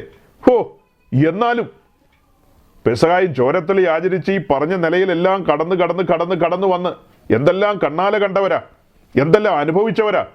നന്ദി വേണ്ടേന്നൊക്കെ ചിന്തിച്ച് കാണും ചിലപ്പോൾ. യവന്മാരിങ്ങനെ കാളക്കുട്ടി ഉണ്ടാക്കിയത് ശരിയാണോ എന്നൊക്കെ ചിന്തിച്ച് കാണും. അങ്ങനെ ചിന്തിച്ച് നമ്മുടെ നടുവിലേക്ക് പരിശുദ്ധാത്മാവ് ഈ ചിന്തയും കൂടെ തന്നത്. ക്രൂശിൻ്റെ ദർശനം കണ്ടവർ, പുനരുദ്ധാന ശക്തി അനുഭവിച്ചവർ ഇനി തങ്ങൾക്കായിട്ട് തന്നെ എങ്ങനെ ജീവിക്കും? ശേഷം മനുഷ്യരെ പോലെ നമുക്കിനി ജീവിക്കാൻ പറ്റുമോ? ലോകത്തിന് അനുരൂപരാകാൻ പറ്റുമോ? ലോകത്തെയും ലോകത്തിലുള്ളതിനെയും സ്നേഹിക്കരുതെന്ന് എഴുതിയിരിക്കുമ്പോൾ അങ്ങനെയുള്ള കാര്യങ്ങളെ സ്നേഹിക്കാൻ ഒരു ദൈവവൈതലിന് എങ്ങനെ കഴിയും? ഒരിക്കലും കഴിയില്ലെന്നാണ് എൻ്റെ ചിന്ത. ഇസ്രായേലിൻ്റെ പ്രയാണവും ഈ പറഞ്ഞ കാര്യങ്ങളും ഒക്കെ മുൻനിർത്തിക്കൊണ്ട് നമ്മളിത് സംസാരിക്കുമ്പോൾ ഗൗരവമായ ആത്മീയ ചിന്തകളാണ് വെളിപ്പെട്ട് വരുന്നത്. ഗൗരവമായ ആത്മീയ ചിന്തകൾ. പുറപ്പാട് ദിവസം 32-ാം അധ്യായത്തിലെ ട്രാജഡി ഞാൻ നിങ്ങളുടെ മുമ്പിൽ കൊണ്ടുവന്നു. താഴ്വരയിലേക്ക് ഇറങ്ങി വന്ന മോശയ്ക്ക് ആ കാഴ്ച കണ്ടു നിൽക്കാൻ കഴിഞ്ഞില്ല, താങ്ങാൻ കഴിഞ്ഞില്ല. ഒരുപക്ഷെ മോശയുടെ ഉള്ളിലൂടെ കടന്നുപോയ ചിന്തകൾ, ഞാനൊരു ഭാവനയെ പറയുക, ഇത്തിരി മുമ്പ് പറഞ്ഞ കാര്യങ്ങളാണ്. എൻ്റെ പ്രിയരായവർ, ഇവർ പെസഹായും ചോരത്തലി ആചരിച്ചു വന്നവരല്ലേ? ചെങ്കടലിൽ എൻ്റെ കരം നീട്ടിയപ്പോൾ വലിയവനായ ദൈവത്തിൻ്റെ കരം ചേർത്ത് വെച്ചിരുന്നു. അങ്ങനെയാണ് ചെങ്കടൽ മുറിഞ്ഞത്. ഉണങ്ങിയ നിലത്തൂടെ ഇവരെ നടത്തിക്കൊണ്ടുപോയി. അവസാനത്തെ മനുഷ്യനും കൂടെ കടന്നതിന് ശേഷമാണ് ചെങ്കടൽ കൂടിച്ചേർന്നത്. മാറായിലെ ആ കയ്പിൻ്റെ അനുഭവത്തെ മാധുര്യമാക്കിയത്, രഫീദീമിൽ പാറ പിളർന്നത്, എലീമിൽ അവർക്ക് വേണ്ടുന്ന നീരുറവ, ഈന്തപ്പന എന്നു വേണ്ട, ലോകത്തിലെ സകല ജാതികളിൽ നിന്ന് ഇവർ ഏറ്റവും ശ്രേഷ്ഠരെന്നും അനുഗ്രഹിക്കപ്പെട്ടവരെന്നുള്ള നിലയിലേക്ക് അവർക്ക് തന്നെ ഒരു ബോധ്യം വരുമാറ് പുറപ്പാട് 19 അവരുടെ ദൈവം, അവരുടെ വീണ്ടെടുപ്പുകാരൻ, അവരുടെ സൃഷ്ടാവ് പർവ്വതത്തിലേക്ക് ഇറങ്ങി വരുന്ന കാഴ്ചയൊക്കെ കണ്ട ജനം. അതൊക്കെ അവരെ ഒന്നുകൂടെ ഉറപ്പിക്കുന്നതും ബോധ്യങ്ങളിൽ നടത്തേണ്ടതുമായ കാര്യങ്ങളല്ലേ? ആ ജനമാണിപ്പോൾ കാളക്കുട്ടി ഉണ്ടാക്കിക്കൊണ്ട് ഗാനപ്രതിഗാനമൊക്കെ ചൊല്ലിക്കൊണ്ട് അവിടെ ഡപ്പാങ്കൂത്ത് നടത്തുന്നത്. ആ വന്ന വഴിക്ക് അഹറോനെ കൊന്നു കളയാതിരുന്നത് ഭാഗ്യം. അത്ര ഉഗ്ര കോപത്തോടാണ് വന്നത്. കാരണം തൻ്റെ കയ്യിലിരിക്കുന്ന ഡിസൈൻ മോശയ്ക്കറിയാം. നിങ്ങൾ എന്നോട് ചേർന്ന് സഞ്ചരിക്കണം, എങ്കിലേ ഞാൻ ഈ പറയുന്നത് നിങ്ങൾക്ക് പിടികിട്ടിയുള്ളൂ. ഈ മനുഷ്യന് ഇത്ര കോപത്തിൻ്റെ കാരണം എന്താണെന്ന് നിങ്ങൾക്ക് മനസ്സിലായോ? ചരിത്രം ചമയ്ക്കാൻ പോവുകയാണ്. മനുഷ്യചരിത്രത്തിൽ ഇന്ന് വരെ കേട്ടുകഴിവില്ലാത്തൊരു കാര്യമാണ് നടക്കാൻ പോകുന്നത്. അവരാരും കേട്ടില്ലെങ്കിലും മോശ കേട്ടു. അത് പുറപ്പാട് 25:8-9 മോശയാണ് കേട്ടത് ആദ്യം. അത് പിന്നത്തേതിൽ അവരോട് പറഞ്ഞെന്നല്ലേ ഉള്ളൂ. ഞാൻ നിങ്ങളുടെ നടുവിൽ വസിക്കാൻ ആഗ്രഹിക്കുന്നു മോശേ, നിങ്ങളൊരു വിശുദ്ധ മന്ദിരം ഉണ്ടാക്കണം. പരിശുദ്ധനായ ദൈവത്തിന് വേണ്ടി ഉണ്ടാക്കുന്ന മന്ദിരം വിശുദ്ധമായിരിക്കണം, ഹോളിയായിരിക്കണം. അതൊക്കെ കേട്ട് മോശ ഇറങ്ങി വരികയാണ്. അഹ്റോനെയും പുത്രന്മാരെയും പൗരോഹിത്യത്തിന് വേണ്ടി സ്വർഗം തെരഞ്ഞെടുത്തിരിക്കുകയാണ്. അതും മോശയുടെ ഉള്ളിലുണ്ട്. കാര്യങ്ങൾ മോശയ്ക്ക് മനസ്സിലായില്ലേ, പൗരോഹിത്യ സംബന്ധമായ കാര്യങ്ങൾ. അപ്പോഴാണ് ആ തെരഞ്ഞെടുപ്പിലേക്ക് വരേണ്ട അഹ്റോൻ ഇവിടെ കാളക്കുട്ടി ഉണ്ടാക്കി കളിക്കുന്നു. എന്തൊരു ഭയാനകതയത്! എന്തുകൊണ്ടാണ് സൗമ്യനായ മോശയ്ക്ക് ഇത്ര കോപം ജ്വലിച്ചത്? മോശയെക്കുറിച്ച് എഴുതിയിരിക്കുന്ന അങ്ങനെ സഹോദരങ്ങളെ, ഈ മനുഷ്യൻ ഭൂതലത്തിൽ എങ്ങുമുള്ള സകല മനുഷ്യരെക്കാളും സൗമ്യനാണ്. ആ സൗമ്യനായ മോശയ്ക്ക് ഇങ്ങനെ ഒരു കോപം വരാനുള്ള കാരണം സ്വർഗത്തിലെ ദൈവത്തിൻ്റെ ഡിസൈനാണ് ഉടയ്ക്കുന്നത്. അവിടെ തൻ്റെ പദ്ധതിയും പ്ലാനും ഒക്കെയാണ് മാറ്റിമറിക്കുന്നത്. ജനത്തെ കെട്ടഴിച്ചു വിടുകയാണ്. അവരെ ദൈവസ്നേഹത്തിൽ കെട്ടി നിർത്തേണ്ടവനാണ് അഹ്റോൻ. അഹ്റോൻ തന്നെ കെട്ടഴിച്ചു വിടുമ്പോൾ, അതുകൊണ്ടാണ് ഇന്നത്തെ മോഡേൺ പെന്തിക്കോസിലെ ശുശ്രൂഷകരെന്ന് പേരെടുത്ത ആളുകൾ ദൈവജനത്തെ കെട്ടഴിച്ചു വിടുന്നത് കാണുമ്പോൾ നമുക്ക് ഉള്ളിൽ ചില സമയത്ത് കോപം വരുന്നത്. നമുക്ക് സ്വതവേ രക്ഷിക്കപ്പെട്ടു വന്നപ്പോൾ കിട്ടിയൊരു സൗമ്യതയുണ്ട്. ചില വിഷയത്തെ അഭിമുഖീകരിക്കുമ്പോൾ നമ്മുടെ ഉള്ളിൽ ആ വിശുദ്ധ കോപം ജ്വലിക്കും. മോശയുടെ ഉള്ളിലുണ്ടായതുപോലെ നമ്മെക്കുറിച്ച് ദൈവത്തിൻ്റെ പദ്ധതി എത്ര ആഴത്തിലാണ്, ആഴത്തിലുള്ള പദ്ധതി. അത് ഹൃദയത്തിൽ സംഗ്രഹിച്ച് വിശ്വാസത്താൽ മുൻപോട്ട് പോകേണ്ടവരാണ്. നിസ്സാര കാര്യങ്ങൾക്ക് വേണ്ടി നമ്മൾ പിറുപിറുക്കാനോ ചഞ്ചലപ്പെടാനോ ഇടയാകരുത്. തെറ്റായ കൂട്ടുകെട്ടുകളിലേക്ക് പോകാൻ പാടില്ല. തെറ്റായ വഴികൾ തിരഞ്ഞെടുക്കാൻ പാടില്ല. കാരണം നമ്മെക്കുറിച്ചുള്ള പദ്ധതി ഉയർന്നതാണ്. ഞാൻ ഇന്നലത്തെ മീറ്റിങ്ങിൽ വിശുദ്ധ മറിയെക്കുറിച്ച് പറയായിരുന്നു. പെന്തക്കോസ് ലോകം അധികം കടന്നങ്ങ് ധ്യാനിക്കാത്തൊരു വിഷയമാണ് മറിയ എന്ന് പറയുന്നത്. കാരണം എന്തെന്ന് ചോദിച്ചാൽ അവർക്ക് പേടിയാണ്. കത്തോലിക്കരും ഓർത്തഡോക്സുകാരൊക്കെ കൈയടക്കി വെച്ചിരിക്കുന്ന ഒരു സബ്ജക്റ്റാണല്ലോ അത്. ഞങ്ങളായിട്ട് അതേ കയറി തുടരണ്ടെന്നുള്ള ഒരു ചിന്തയായിരിക്കാം. പക്ഷെ നമ്മൾ ബൈബിൾ പഠിക്കുമ്പോൾ മറിയെപ്പോലൊരു സ്ത്രീരത്നം വേറെ ഇല്ലേ പുസ്തകത്തിൽ. സാറയൊന്നും മറിയയുടെ മുമ്പിൽ നിൽക്കില്ല. പഴയ നിയമത്തിലാകട്ടെ പുതിയ നിയമത്തിലാകട്ടെ ഒരു സ്ത്രീ പോലും വിശുദ്ധ മറിയയുടെ മുമ്പിൽ നിൽക്കില്ല. അതുപോലൊരു സ്ത്രീരത്നമാണ് മറിയ. സ്വർഗത്തിലെ ദൈവത്തിൻ്റെ പദ്ധതിയുടെ ഭാഗമായി മറിയെ മുന്നമേ കണ്ടിട്ടുണ്ട്. മറിയിലൂടെ പുറത്തേക്ക് വരുന്ന ആരാ? വീണ്ടെടുപ്പുകാരനാണ്. മറി എന്ന് പറയുന്നൊരു യൗവനക്കാരി. തൻ്റെ യൗവന പ്രായത്തിലാണ് സ്വർഗദൂതൻ്റെ ശബ്ദം കേൾക്കുന്നത്. ദൂതൻ പറഞ്ഞ കാര്യങ്ങൾ കേട്ട് താൻ അന്താളിച്ചു പോയി, ആശ്ചര്യപ്പെട്ടു പോയി. ഇതെങ്ങനെ സാധിക്കുമെന്നാണ് ചോദിച്ചത്. കാരണം ഒരു സാമാന്യ ജ്ഞാനത്തിലേക്ക് വന്ന ഒരു വ്യക്തി എന്നുള്ളതാണ് നമുക്കതിൽ നിന്ന് മനസ്സിലാകാൻ കഴിയുന്നത്. 6 വയസ്സോ 8 വയസ്സൊന്നും അല്ല, സാമാന്യം പ്രായപൂർത്തിയായൊരു വ്യക്തി എന്നുള്ള നിലയിൽ മറിയ തിരിച്ച് ഗബ്രിയേലിനോട് ചോദിക്കുകയാണ്, ഇതെങ്ങനെ സാധിക്കും? ഞാൻ പുരുഷനെ അറിയായികയാൽ എങ്ങനെ സാധിക്കുമെന്നാണ് ചോദിക്കുന്നത്. അതിന് മറുപടി പറഞ്ഞു ഗബ്രിയേൽ, അത്യുന്നതൻ്റെ ശക്തി നിന്റെ മേൽ നിഴലിടും, പരിശുദ്ധാത്മാവിനാൽ ഒരു വിശുദ്ധ പ്രജ. പിന്നീടുള്ള കാര്യങ്ങളൊക്കെ മറിയ കേട്ട് മറിയ അത് ഹൃദയത്തിൽ സംഗ്രഹിച്ചു. അതിനുശേഷം നമ്മൾ വിശുദ്ധ തിരുവെഴുത്ത് തുറക്കുമ്പോൾ മറിയ ഒരു ചോദ്യം പോലും ചോദിച്ചിട്ടില്ല. ഇവിടെ ഒത്തിരി മറിയമാരൊക്കെ ഇരിപ്പുണ്ടല്ലോ. മറിയമാരൊക്കെ ഒന്ന് സ്വയം ചിന്തിച്ചു നോക്കി. ജീവിതത്തിൽ ഫേസ് ചെയ്യാൻ പോകുന്ന കടുത്ത പ്രതിസന്ധിയാണ്. വിവാഹ നിശ്ചയം കഴിഞ്ഞിട്ടുള്ളൂ, താൻ ഗർഭവതിയാകാൻ പോവുകയാണ്, സമൂഹത്തിൻ്റെ മുമ്പിൽ നിൽക്കണം. ജോസഫ് തന്നെ ഇനി എന്ത് ചിന്തിക്കുമെന്ന് ആർക്കറിയാം? അങ്ങനെയൊക്കെയുള്ള പ്രതിസന്ധി തൻ്റെ മുമ്പിലില്ലേ? വേണമെങ്കിൽ ഒരു ചോദ്യം ചോദിക്കാമായിരുന്നു. ജോസഫിനോടും കൂടി ഒന്ന് പറഞ്ഞേക്കാമോ? അവിടെ പോയി ഒന്ന് പറഞ്ഞേക്കാമോ, എൻ്റെ കല്യാണ നിശ്ചയം കഴിഞ്ഞതാ, ജോസഫ് എപ്പോൾ വേണേലും വന്ന് എന്നെ കൂട്ടിക്കൊണ്ട് പോകേണ്ടതാണ്. അങ്ങനെയാണ് ഞങ്ങളുടെ നാട്ടു നടപ്പെന്ന് ഒന്ന് പറയാമായിരുന്നല്ലോ. പറഞ്ഞോ? മറിയ അങ്ങനെ പറഞ്ഞോ? അന്നത്തെ കാലത്ത് യെരൂശലേം ദേവാലയത്തിൻ്റെ മുമ്പിൽ വന്ന് അവിടെ കിടന്നുകൊണ്ട് മാറത്തടിച്ചുകൊണ്ട് മറിയ പ്രാർത്ഥിച്ചോ? കർത്താവേ, ഞാൻ ഗർഭവതിയാകാൻ പോവുകയാണ്, ഞാൻ എങ്ങനെ താങ്ങും എന്നൊക്കെ പറഞ്ഞ് അവിടെ കിടന്ന് അലമുറയൊന്നും ഇട്ടില്ല. നമ്മുടെ കരവാളൂർ സാമച്ചനെ വിളിച്ചില്ല. അടൂരുള്ള എന്നാ ഒരു കള്ളപ്രവാചകനുണ്ടല്ലോ, അവൻ്റെ പേരിന് അടൂരുള്ള ചിജോ, അവനെയൊന്നും വിശുദ്ധ മറിയ വിളിച്ചില്ല. എന്താവുന്നൊന്നും അവരോടൊന്നും ചോദിച്ചില്ല. കേട്ട ശബ്ദം എവിടത്തെ? ഉയരത്തിലെ ശബ്ദമാണ്. ദൈവത്തിൻ്റെ പദ്ധതിയുടെ ഭാഗമായി നിന്നെ തെരഞ്ഞെടുത്തിരിക്കുന്നു.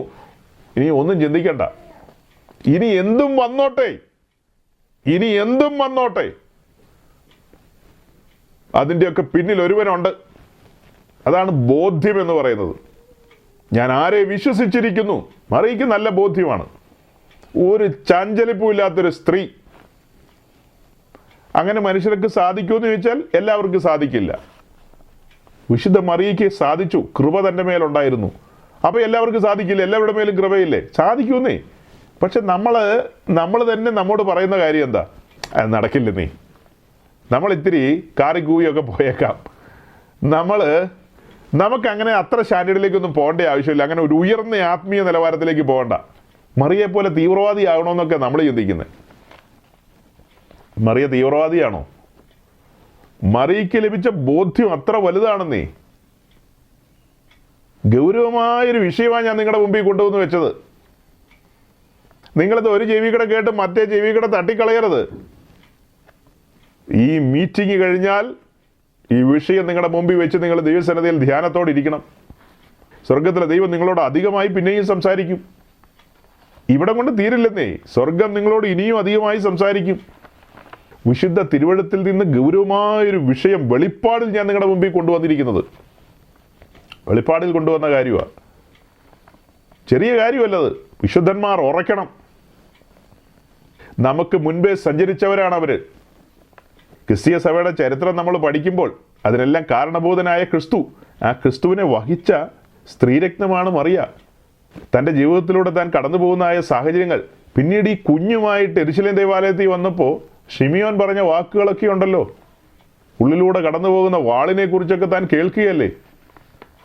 ചഞ്ചലിക്കപ്പെട്ടോ? അവിടെയും എവിടെയും ചഞ്ചലിച്ചില്ല. ആ ക്രൂശീകരണ സമയത്ത് ചഞ്ചലിച്ചോ? അവിടെ ഒന്നും ചഞ്ചലിച്ചില്ലെന്നേ. തനിക്കറിയാം ഇത് ആരാണെന്ന് തനിക്കറിയാം. എന്നിരുന്നാലും താനല്ലേ കുറേ മാസങ്ങൾ ചുമന്നത്? അല്ലേ? താനാണ് കുറേ മാസങ്ങൾ ചുമന്നത്. അതൊക്കെ വെച്ചിട്ട് ഒരു മനുഷ്യൻ എന്നുള്ള നിലയിൽ ഉള്ളിലൊരു നൊമ്പരം ഉണ്ടാകില്ലേ? അവിടെയൊക്കെയാണ് ആ നിശ്ചയദാർഢ്യം നാം കാണുന്നത്. ദൈവത്തിൻ്റെ പദ്ധതികൾ അതാത് സമയങ്ങളിൽ ഭംഗിയായി നിറവേറുകയാണ്. നമ്മുടെയൊക്കെ ജീവിതത്തിലേക്ക് നോക്കിക്കഴിഞ്ഞാൽ ഉന്നത വിളിയാൽ വിളിക്കപ്പെട്ട മനുഷ്യരാണ് നമ്മൾ. സംഭവിക്കുന്ന ചെറുതും വലുതുമായ കാര്യങ്ങളൊന്നും ദൈവം അറിയാതെയല്ല. ദൈവം അറിയാതെയാണോ ഇതൊക്കെ? ഇസ്രായേലിനെ മിസ്രൈമിൽ നിന്ന് പുറപ്പെടുവിച്ചുകൊണ്ട് വരികയാണ്. പെസഹായും ചോരത്തലയൊക്കെ ആചരിച്ചെന്ന് പറഞ്ഞല്ലോ. ഇനി മുൻപോട്ട് പോകുമ്പോൾ ചെങ്കടലുണ്ട്. അങ്ങനെ മുൻപോട്ട് പോയി ചെങ്കടലിൻ്റെ പരിസരത്ത് എത്താറായി. അപ്പോൾ ഉണ്ട് മനംമാറ്റം വന്ന ഫറവോൻ രഥം പൂട്ടിക്കൊണ്ട് സൈന്യവുമായി പിന്നാലെ വരികയാണ്. അത് സ്വർഗം അറിയാതെയാണോ? ഇസ്രായേൽ ജനം മാറത്തടിച്ചു. അവിടെ കിടന്നുകൊണ്ട് അവർ മടങ്ങിപ്പോകാൻ ആഗ്രഹിച്ചു. അവരവിടെ കിടന്നുകൊണ്ട് മോശയ്ക്ക് പകരം മറ്റൊരു തലവനെ, ഒരു നായകനെ തിരഞ്ഞെടുക്കാൻ വരെ ആഗ്രഹിച്ചു.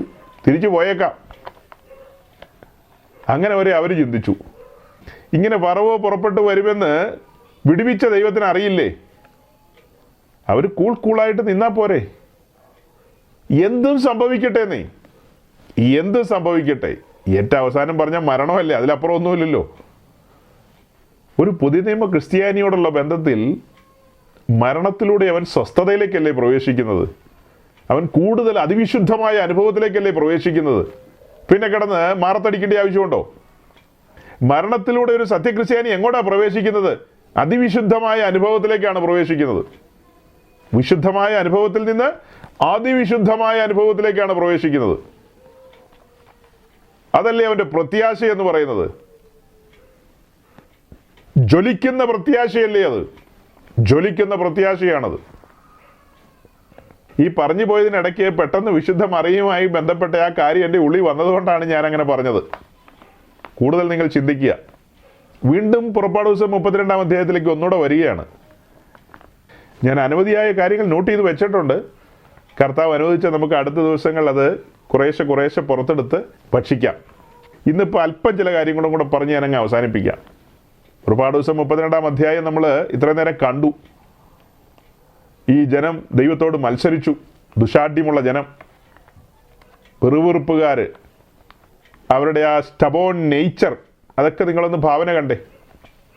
ഇതൊക്കെ കണ്ടും കേട്ട് കഴിഞ്ഞിട്ട് ദൈവത്തിന് മോശയോട് പറയാം, ഓക്കെ മോശേ, പ്രോഗ്രാം ക്യാൻസൽഡ്, പരിപാടി അവസാനിപ്പിച്ചു. ഞാൻ വിചാരിച്ച പോലെയല്ല, ഇവന്മാരൊക്കെ ഗുരുത്തക്കെട്ടവന്മാരാണ്.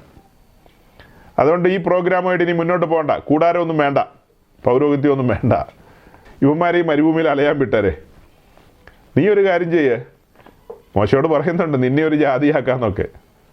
അതൊരു പരിശോധനയായിരുന്നു. മോശ എന്തായാലും ആ പരിശോധനയിൽ വീണുപോയില്ല. മോശ തൽക്ഷണം പറഞ്ഞു, നിന്റെ നാമനിമിത്തം വിടിവിക്കപ്പെട്ട ജനമാണ്, ഇവരെ മരുഭൂമിയിൽ ഉപേക്ഷിച്ച് കളഞ്ഞെന്ന് ലോകക്കാർ കേട്ട് കഴിഞ്ഞാൽ മഹാകുറച്ചിലാണത്.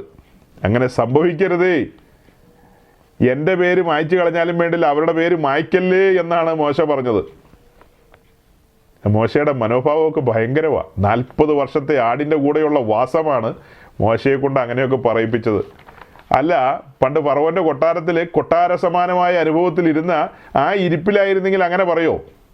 അന്ന് എങ്ങനെ പറയുമായിരുന്നു? വേണമെങ്കിൽ ശരി, എന്നാൽ അങ്ങനെ ആയിക്കോട്ടെ, എന്നാൽ എന്നെ കൊണ്ട് പരിപാടി നടത്തിക്കോളാൻ പറഞ്ഞേനെ. പക്ഷെ ഇപ്പം മോശ തന്നെക്കുറിച്ചല്ല ചിന്തിക്കുന്നത്, ഈ ജനത്തെക്കുറിച്ചാണ്. വിടുവിക്കപ്പെട്ടു വന്ന ജനത്തെക്കുറിച്ചാണ് മോശ ചിന്തിക്കുന്നത്. മോശയുടെ ഹൃദയമാണ് സ്വർഗത്തിലെ ദൈവം അവിടെ വെളിപ്പെടുത്തുന്നത്. നമുക്ക് കാണാൻ വേണ്ടിയിട്ടാണ് അതൊക്കെ എഴുതി വെച്ചിരിക്കുന്നത്. ഇനി അടുത്ത സ്റ്റെപ്പ് നോക്കിയേ. മോശയോട് വീണ്ടും പർവ്വതത്തിലേക്ക് കയറി വരാൻ പറയുകയാണ്. മോശ കൽപ്പലകളെ ഉടച്ചു കളഞ്ഞതിൻ്റെ കാരണം എന്താ? ഇവർ താഴ്വരെ കാട്ടിക്കൂട്ടിയ കാര്യങ്ങളിൽ മോശയ്ക്ക് കോപം വന്നു. അതിനെക്കുറിച്ച് ഞാൻ അധികം പറയുന്നില്ല. എന്തായാലും മോശയെ വീണ്ടും പർവ്വതത്തിലേക്ക് ക്ഷണിക്കുകയാണ്. വീണ്ടും മോശ പർവ്വതത്തിലേക്ക് കയറി വരുന്നു. അങ്ങനെ പർവ്വതത്തിൽ വെച്ച് വീണ്ടും അളവും കാര്യങ്ങളും കയ്യേറ്റു വാങ്ങുകയാണ്. എന്നിട്ട് വീണ്ടും താഴേക്ക് വരികയാണ്. താഴേക്ക് വന്നതിന് ശേഷം ഇസ്രായേലിനോട് സംസാരിക്കുന്ന ഭാഗങ്ങളാണ് പുറപ്പാട് 25 മുതലുള്ള ആ ഭാഗങ്ങളിൽ ഇന്നിന്ന കാര്യങ്ങൾ ഇന്നിന്നതുപോലെയൊക്കെ ചെയ്യണമെന്ന് പറയുന്ന കാര്യങ്ങൾ അവിടെയാണ് നമ്മൾ കാണുന്നത്. അവിടെയാണ് പറഞ്ഞു തുടങ്ങുന്നത്. അത് വീണ്ടും ഇറങ്ങി വന്നതിന് ശേഷമാണ് ആ കാര്യങ്ങളെ പറയുന്നത്. ഇത് എഴുതി വരുമ്പോൾ 25, 26, 27 എന്നൊക്കെ പറഞ്ഞിട്ടാണ് 32-ാം അധ്യായം വരുന്നത്. എന്നാൽ ആ സംഭവം നടക്കുന്നതിൻ്റെ സീക്വൻസ് നമ്മൾ മറ്റൊരു രീതിയിലാണ് ചിന്തിക്കേണ്ടത്. അതായത് വീണ്ടും പർവ്വതത്തിലേക്ക് കയറി വന്ന മോശയുമായിട്ടുള്ള സംഭാഷണങ്ങളാണ് പുറപ്പാട് 33-ലേക്ക് വരുമ്പോൾ കാണുന്നത്. അപ്പോൾ അവിടെ ചില കാര്യങ്ങളൊക്കെ പറയുന്നുണ്ട്. ഞാൻ നിന്നെ ഒരു വലിയ ജാതിയാക്കാമെന്നൊക്കെ പറയുന്നുണ്ടെങ്കിലും മോശ അതിന് അങ്ങനെയല്ല കർത്താവേ എന്നൊക്കെ പറയുന്നുണ്ട്. അതൊരു ടെസ്റ്റായിരുന്നു ഞാൻ പറഞ്ഞല്ലോ. എന്തായാലും സ്വർഗത്തിലെ ദൈവത്തിൻ്റെ ഹൃദയത്തിലെ അഭിലാഷം എന്ന് പറയുന്നത് ഈ ജനത്തെ മുൻപോട്ട് കൊണ്ടുപോകണമെന്നുള്ളതാണ്. കാരണം അബ്രഹാമിനോട് ദൈവം പറഞ്ഞ വാക്തത്വമാണത്. നിന്റെ ജനത്തെ ഞാൻ കൊണ്ടുപോകും, അവർ വാക്തത്വ ദേശത്തേക്ക് നയിക്കുമെന്നുള്ളത്. അപ്പോൾ ഇങ്ങനത്തെ നേച്ചറുള്ള ആ ജനത്തിൻ്റെ നേച്ചർ ഒന്ന് കണ്ടേ നിങ്ങൾ. അവരുടെ സ്വഭാവം, അവരുടെ ക്യാരക്ടർ ഒന്ന് കണ്ടേ. സമാഗമന കൂടാരം നിർമ്മിച്ച അവരുടെ പാളയത്തിൻ്റെ നടുവിലാണ് വലിയവനായ ദൈവം വസിക്കാൻ ആരംഭിക്കുന്നത്. അതുകൂടി ഒന്ന് ചിന്തിച്ചേ. അവരുടെ സ്വഭാവം എങ്ങനെയാണെന്ന് കണ്ടില്ലേ, അവരുടെ ക്യാരക്ടർ. അങ്ങനെയുള്ള ആ ജനത്തിൻ്റെ നടുവിൽ സ്വർഗത്തിലെ ദൈവം ഇറങ്ങി വന്ന് വസിക്കാൻ ആരംഭിക്കുകയാണ്. അതായത് ദൈവത്തിൻ്റെ കമ്പാഷനാണ് അത് കാണിക്കുന്നത്, കരുതലാണ് കാണിക്കുന്നത്. തള്ളിക്കളയാത്ത ദൈവത്തിൻ്റെ സ്നേഹമാണ്. തൻ്റെ വാക്തത്വങ്ങളിൽ വിശ്വസ്തനായ ദൈവമാണ് താൻ. അബ്രഹാമിനോട് പറഞ്ഞ വാക്ക് തനിക്ക് പാലിക്കേണ്ടതുണ്ട്. എന്നാൽ ആ ജനം പിന്നത്തേതിൽ ഒത്തിരി മത്സരിച്ച കാര്യവും ദൈവത്തോട് പിറുപിറുത്ത കാര്യമൊക്കെ നമുക്കറിയാം. മരുഭൂമിയിൽ അവർ പട്ടുപോയ കാര്യമൊക്കെ നമ്മുടെ മുമ്പിലുണ്ട്. പക്ഷേ ഈ 32-ാം അധ്യായം മുതൽ പിന്നീട് മുൻപോട്ട് നമ്മൾ നോക്കുമ്പോൾ കാണുന്ന കാര്യമാണ്, ഒറ്റയടിക്ക് അവരെ ഉപേക്ഷിച്ച് കളഞ്ഞില്ല. ആ ജനത്തിൻ്റെ നടുവിൽ വസിച്ചുകൊണ്ട് സ്വർഗത്തിലെ ദൈവം അവരെ മുൻപോട്ട് നടത്തിക്കൊണ്ട് പോവുകയാണ്. ആ കാര്യം നമ്മിലേക്കൊന്ന് തിരിഞ്ഞു നോക്കിക്കഴിഞ്ഞാൽ, രക്ഷിക്കപ്പെട്ട് സ്നാനപ്പെട്ട് ദൈവരാജ്യത്തിലേക്ക് പ്രവേശിച്ച നമ്മൾ ദൈവികമായ മഹിമകളും കരുതലുകളും ഒക്കെ അനുഭവിച്ച മനുഷ്യരായ നമ്മൾ എത്രത്തോളം വിശ്വസ്തരായിരുന്നു. നമ്മുടെ വിശ്വസ്തത നമ്മൾ ചിന്തിക്കേണ്ടതുണ്ട്, അല്ലേ? നമ്മുടെ വിശ്വസ്തത നാം തന്നെ ഒന്ന് ആരാഞ്ഞു നോക്കേണ്ടതുണ്ട്. ഇന്നത്തെ മെസ്സേജിലൂടെ അധിക കാര്യങ്ങളും നമ്മോട് സ്വർഗം ഡയറക്റ്റായിട്ട് സംസാരിക്കുന്ന പോലെയാണ് എനിക്ക് ഫീൽ ചെയ്യുന്നത്. ഡയറക്റ്റായിട്ട് സംസാരിക്കുന്ന പോലെ പല കാര്യങ്ങളും നമ്മൾ ആരാഞ്ഞ് നോക്കേണ്ടതുണ്ട്. പല മോഡൽസും നമ്മുടെ മുമ്പിൽ വന്നിട്ടുണ്ട്. കൂടാരം എന്നൊരു മോഡൽ വന്നു, ക്രിസ്തു അവിടെ വന്നു, വിശുദ്ധ മറിയ അവിടെ വന്നു, മോശ അവിടെ വന്നു, അങ്ങനെ പലതും നമ്മുടെ മുമ്പാകെ വന്നു. ചരിത്രത്തിൽ സ്വർഗം നടത്തിയ വിശുദ്ധന്മാർ, ദൈവത്തിൻ്റെ കാര്യപരിപാടികളും പദ്ധതികളും ഒക്കെ ഒന്നൊന്നായി ഒന്ന് ചിന്തിച്ചു നോക്കി. നമ്മൾ ചിന്തിച്ചതിലെ പല കാര്യങ്ങൾ അതൊക്കെ ഓരോന്ന് സ്റ്റെപ്പ് ബൈ സ്റ്റെപ്പായിട്ട് കുറിച്ചു വെക്കണം. കുറിച്ചു വെച്ചിട്ട് അത് ഓരോന്നും നിങ്ങൾ ധ്യാനിക്കണം. ഓരോ ഇൻസിഡൻസും നിങ്ങൾ പുറത്തു കൊണ്ടുവന്ന് അതിനെ നിങ്ങൾ കൂടുതൽ ധ്യാനിക്കണം. എത്ര ഗൗരവമായ കാര്യങ്ങളാണ് സംഭവിച്ചിരിക്കുന്നത്. അപ്പോൾ ഇനി കൂടാരത്തിൻ്റെ നിർമ്മിതിയും പിന്നീട് മുൻപോട്ടുള്ള യാത്രയെക്കുറിച്ചൊക്കെ പറയേണ്ടതുണ്ട്. അത് പറയുന്നതിന് മുമ്പ് ഒരു കാര്യം കൂടെ പറയാം. ഈ 32-ാം അധ്യായത്തോടുള്ള ബന്ധത്തിൽ താഴ്വരയിൽ യഹോവയുടെ പക്ഷത്ത് നിൽക്കാൻ ആരുണ്ടെന്നൊക്കെയുള്ളൊരു ചോദ്യം വന്നല്ലോ. ആ ചോദ്യത്തോട് ലേവിയാണ് പ്രതികരിച്ചത്. പിന്നത്തതിൽ നമ്മൾ കാണുന്നത് സമാഗമന കൂടാരത്തിൻ്റെ നിർമ്മിതിയൊക്കെ കഴിഞ്ഞതിന് ശേഷം കൂടാരത്തിൻ്റെ ചുറ്റോട് ചുറ്റും നമ്മൾ നോക്കുമ്പോൾ അതിൻ്റെ ബഫർ സോണിൽ ഒരു സൈഡിൽ കെഹാത്യർ, മറു സൈഡിൽ മെരാര്യർ, അതിൻ്റെ പിൻഭാഗത്ത് ഗർഷോന്യർ, മുൻപിൽ മോശയും അഹറോനും. അങ്ങനെയാണ് പാളയമടിച്ച് നിൽക്കുന്നത്. അങ്ങനെയല്ലേ പാളയമടിച്ച് നിൽക്കുന്നത്? അതായത് ഈ കൂടാരത്തോട് ഏറ്റവും ചേർന്ന്, അതായത് ദൈവത്തിൻ്റെ സാന്നിധ്യത്തോട് ഏറ്റവും ചേർന്ന് നിൽക്കാനുള്ള ഭാഗ്യം ലഭിച്ചത് ലേവ്യർക്കാണ്, ലേവ്യ കുലത്തിനാണ്. ദൈവത്തിൻ്റെ പദ്ധതിയുടെ ഭാഗമായി ഏറ്റവും ചേർന്ന് നിൽക്കാൻ, ആ സാന്നിധ്യത്തോട് ഏറ്റവും അടുത്ത് നിൽക്കാനായിട്ട് അവസരം ലഭിച്ചത് അവർക്കാണ്. ഇനി അവരുടെ ഇടയിൽ നിന്ന് തന്നെ അഹറോൻ എന്ന് പറയുന്ന വ്യക്തിയെ മഹാപുരോഹിത ശുശ്രൂഷയ്ക്ക് തിരഞ്ഞെടുക്കുകയും അവൻ്റെ പുത്രന്മാരെ പുരോഹിത ശുശ്രൂഷയ്ക്ക് വേണ്ടി തിരഞ്ഞെടുക്കുകയും ചെയ്യുമ്പോൾ കൃപയുടെ ആഴമാണ് അവിടെ വെളിപ്പെട്ട് വരുന്നത്. ആ 3000-ൻ്റെ കൂട്ടത്തിൽ +1 എന്നുള്ള നിലയിൽ തീർന്നു പോകേണ്ടതായിരുന്നു അഹ്റോൻ. തൃക്കയ്യാൽ അഹ്റോൻ പുകഞ്ഞു പോകേണ്ടതാണ്. എന്നാൽ അഹ്റോനെ സ്വർഗത്തിലെ ദൈവം നിർത്തിയിരിക്കുകയാണ് തൻ്റെ മഹത്വം വെളിപ്പെടുത്താൻ വേണ്ടി. അഹ്റോനെ മഹത്വ വസ്ത്രങ്ങൾ ധരിപ്പിച്ചുകൊണ്ട്, തലയിൽ ആ മുടിയും അഥവാ ടർബനൊക്കെ വെച്ചുകൊണ്ട് അഹ്റോൻ ദൈവത്തിൻ്റെ സന്നിധിയിലേക്ക് കടന്നു വരുന്നൊരു വരവുണ്ട്. അതിപരിശുദ്ധ സ്ഥലത്ത് വന്ന് നിന്ന് അഹ്റോൻ ചിന്തിക്കുന്നൊരു ചിന്ത എന്താ? ദൈവമേ, മരുഭൂമിയിൽ പട്ടുപോകേണ്ട, ഒടുങ്ങിപ്പോകേണ്ട ഞാന് അല്ലേ ഇപ്പോൾ നിൽക്കുന്നത് എവിടെയാ? അതിപരിശുദ്ധമായ സ്ഥലത്താണ് നിൽക്കുന്നത്. സൈന്യങ്ങളുടെ ദൈവമായ യഹോവയുടെ മുൻപാകെയാണ് നിൽക്കുന്നത്. അതെങ്ങനെ സാധിച്ചു? അതിനാണ് കൃപയെന്ന് പറയുന്നത്. മഹാകൃപയാലാണത് സാധിച്ചത്. മഹാകൃപയാൽ അല്ലേ? മഹാകൃപയാണ്. അവസാനിച്ച് പോകേണ്ടതാണ്, പക്ഷേ അഹ്റോനെ പിന്നെയും നിർത്തിയിരിക്കുകയാണ്. അതുകൊണ്ട് എത്ര വിശ്വസ്തനായിരിക്കണം, എത്ര നന്ദിയുള്ള ഹൃദയത്തോടെ ആയിരിക്കണം ദൈവസന്നിധിയിൽ നിൽക്കേണ്ടത്. നമ്മുടെ ജീവിതത്തിലും അതുപോലെയായിരുന്നു. ന്യായവിധിയുടെ വാള് തലയ്ക്ക് മീതെ ഉണ്ടായിരുന്നു. ആ വാളിൽ നിന്ന് നമ്മൾ തെറ്റിയൊഴിഞ്ഞു വന്നവരാണ്. ഇന്ന് നമ്മൾ കൃപാസനത്തെങ്കിൽ കടന്നു വന്ന് നിൽക്കുന്ന മനുഷ്യരാണ്. അവിടെ വന്ന് നിന്നുകൊണ്ടും വേണേ നമ്മൾ പിറുപിറുക്കും. നമ്മുടെ പരിദേവനങ്ങൾ ഭയങ്കരമാണ്. അതില്ല ഇതില്ല. നമുക്ക് പ്രാർത്ഥനാ വിഷയങ്ങളൊക്കെ ഉണ്ട് കേട്ടോ, വലിയ പ്രാർത്ഥനാ വിഷയങ്ങളാണ്. വാളിൽ നിന്ന് തെറ്റിയൊഴിഞ്ഞവർ, ദൈവത്തിൻ്റെ പദ്ധതിയുടെ ഭാഗമായി വന്നവർ, കൃപാസനത്തെങ്കിൽ അടുത്ത് വന്ന ആ സാന്നിധ്യം ആസ്വദിക്കേണ്ടവർ, ദൈവ സാന്നിധ്യം ആസ്വദിക്കുക, ആ ശബ്ദം കേൾക്കാൻ കൊതിക്കുക, അവനോട് കൂടെ നടക്കുക. അന്നേരം പറയാം പ്രാർത്ഥനാ വിഷയം ഉണ്ടെന്ന്. എന്നാ പ്രാർത്ഥനാ വിഷയമാണ്? എന്നാ ഈ പ്രാർത്ഥനാ വിഷയം? ഇത്ര വലിയ ഭാഗ്യപദവി, ഇത്ര ഉന്നതമായ ഒരവസ്ഥ, അതിൽ നന്ദിയുള്ളവരായി ഇരിക്കേണ്ടവരല്ലേ നമ്മൾ? ചിന്തിച്ച് നോക്കണം കേട്ടോ. അപ്പോൾ അങ്ങനെ നമ്മൾ ചിന്തയുള്ളവരായി ഇന്ന് പിരിയുകയാണ്. അനവധിയായ കാര്യങ്ങൾ കേട്ടു. ആ കേൾക്കപ്പെട്ട കാര്യങ്ങളൊക്കെ നമ്മുടെ ആത്മീയ ജീവിതത്തിൻ്റെ അടിത്തറകളിൽ നിൽക്കട്ടെ. സ്ട്രോങ് ആയിട്ടുള്ള ഫൗണ്ടേഷൻസ് പണിയേണ്ടതുണ്ട്. തുടർന്ന് നമ്മൾ കൂടാരത്തിൻ്റെ നിർമ്മിതിയുമായി ബന്ധപ്പെട്ട് സഹോദരിമാരുടെ പങ്കെന്നുള്ളൊരു കാര്യം കൂടെ ഞാൻ നോട്ട് ചെയ്തിരുന്നു. സഹോദരിമാരുടെ പങ്ക് സമയമില്ലാത്തതുകൊണ്ട് ഞാൻ പറയുന്നില്ല. കർത്താവ് അനുവദിച്ച അടുത്ത ആഴ്ചത്തെ മെസ്സേജിലേക്ക് വരുമ്പോൾ സഹോദരിമാർക്ക് ഇതിനകത്തുള്ള പങ്കാളിത്തം എത്രത്തോളം എന്നുള്ളതും കൂടെ പറയേണ്ടതുണ്ട്. അത് കഴിഞ്ഞ ദിവസങ്ങളിലെ മെസ്സേജിൽ പറയാൻ വിട്ടുപോയൊരു കാര്യമാണ്. അതുകൊണ്ട് ആ കാര്യങ്ങൾ അടുത്ത ദിവസം പറയേണ്ടതുണ്ട്. കേൾക്കപ്പെട്ട വിഷയങ്ങളെ വരും ദിവസങ്ങളിൽ കൂടുതൽ ധ്യാനിച്ചുകൊണ്ട് ദൈവസന്നിധിയിൽ വിശ്വസ്തരായിരിക്കാൻ, മുന്നെഴുതിയിരിക്കുന്നതൊക്കെ നമ്മുടെ ഉപദേശത്തിനായിട്ടാണെന്നുള്ള ബോധ്യത്തിൽ ഉപദേശത്തിൽ നിന്ന് ഇളകാതെ ഇടത്തോട്ടോ വലത്തോട്ടോ മാറാതെ ഉറച്ചു നിൽക്കുവാൻ സ്വർഗത്തിലെ ദൈവം നമുക്ക് പ്രാപ്തി നൽകട്ടെ എന്ന് പ്രാർത്ഥിച്ചുകൊണ്ട് ഞാൻ വാക്കുകളെ ചുരുക്കുന്നു. ദൈവം നിങ്ങളെ അനുഗ്രഹിക്കട്ടെ. Thank you.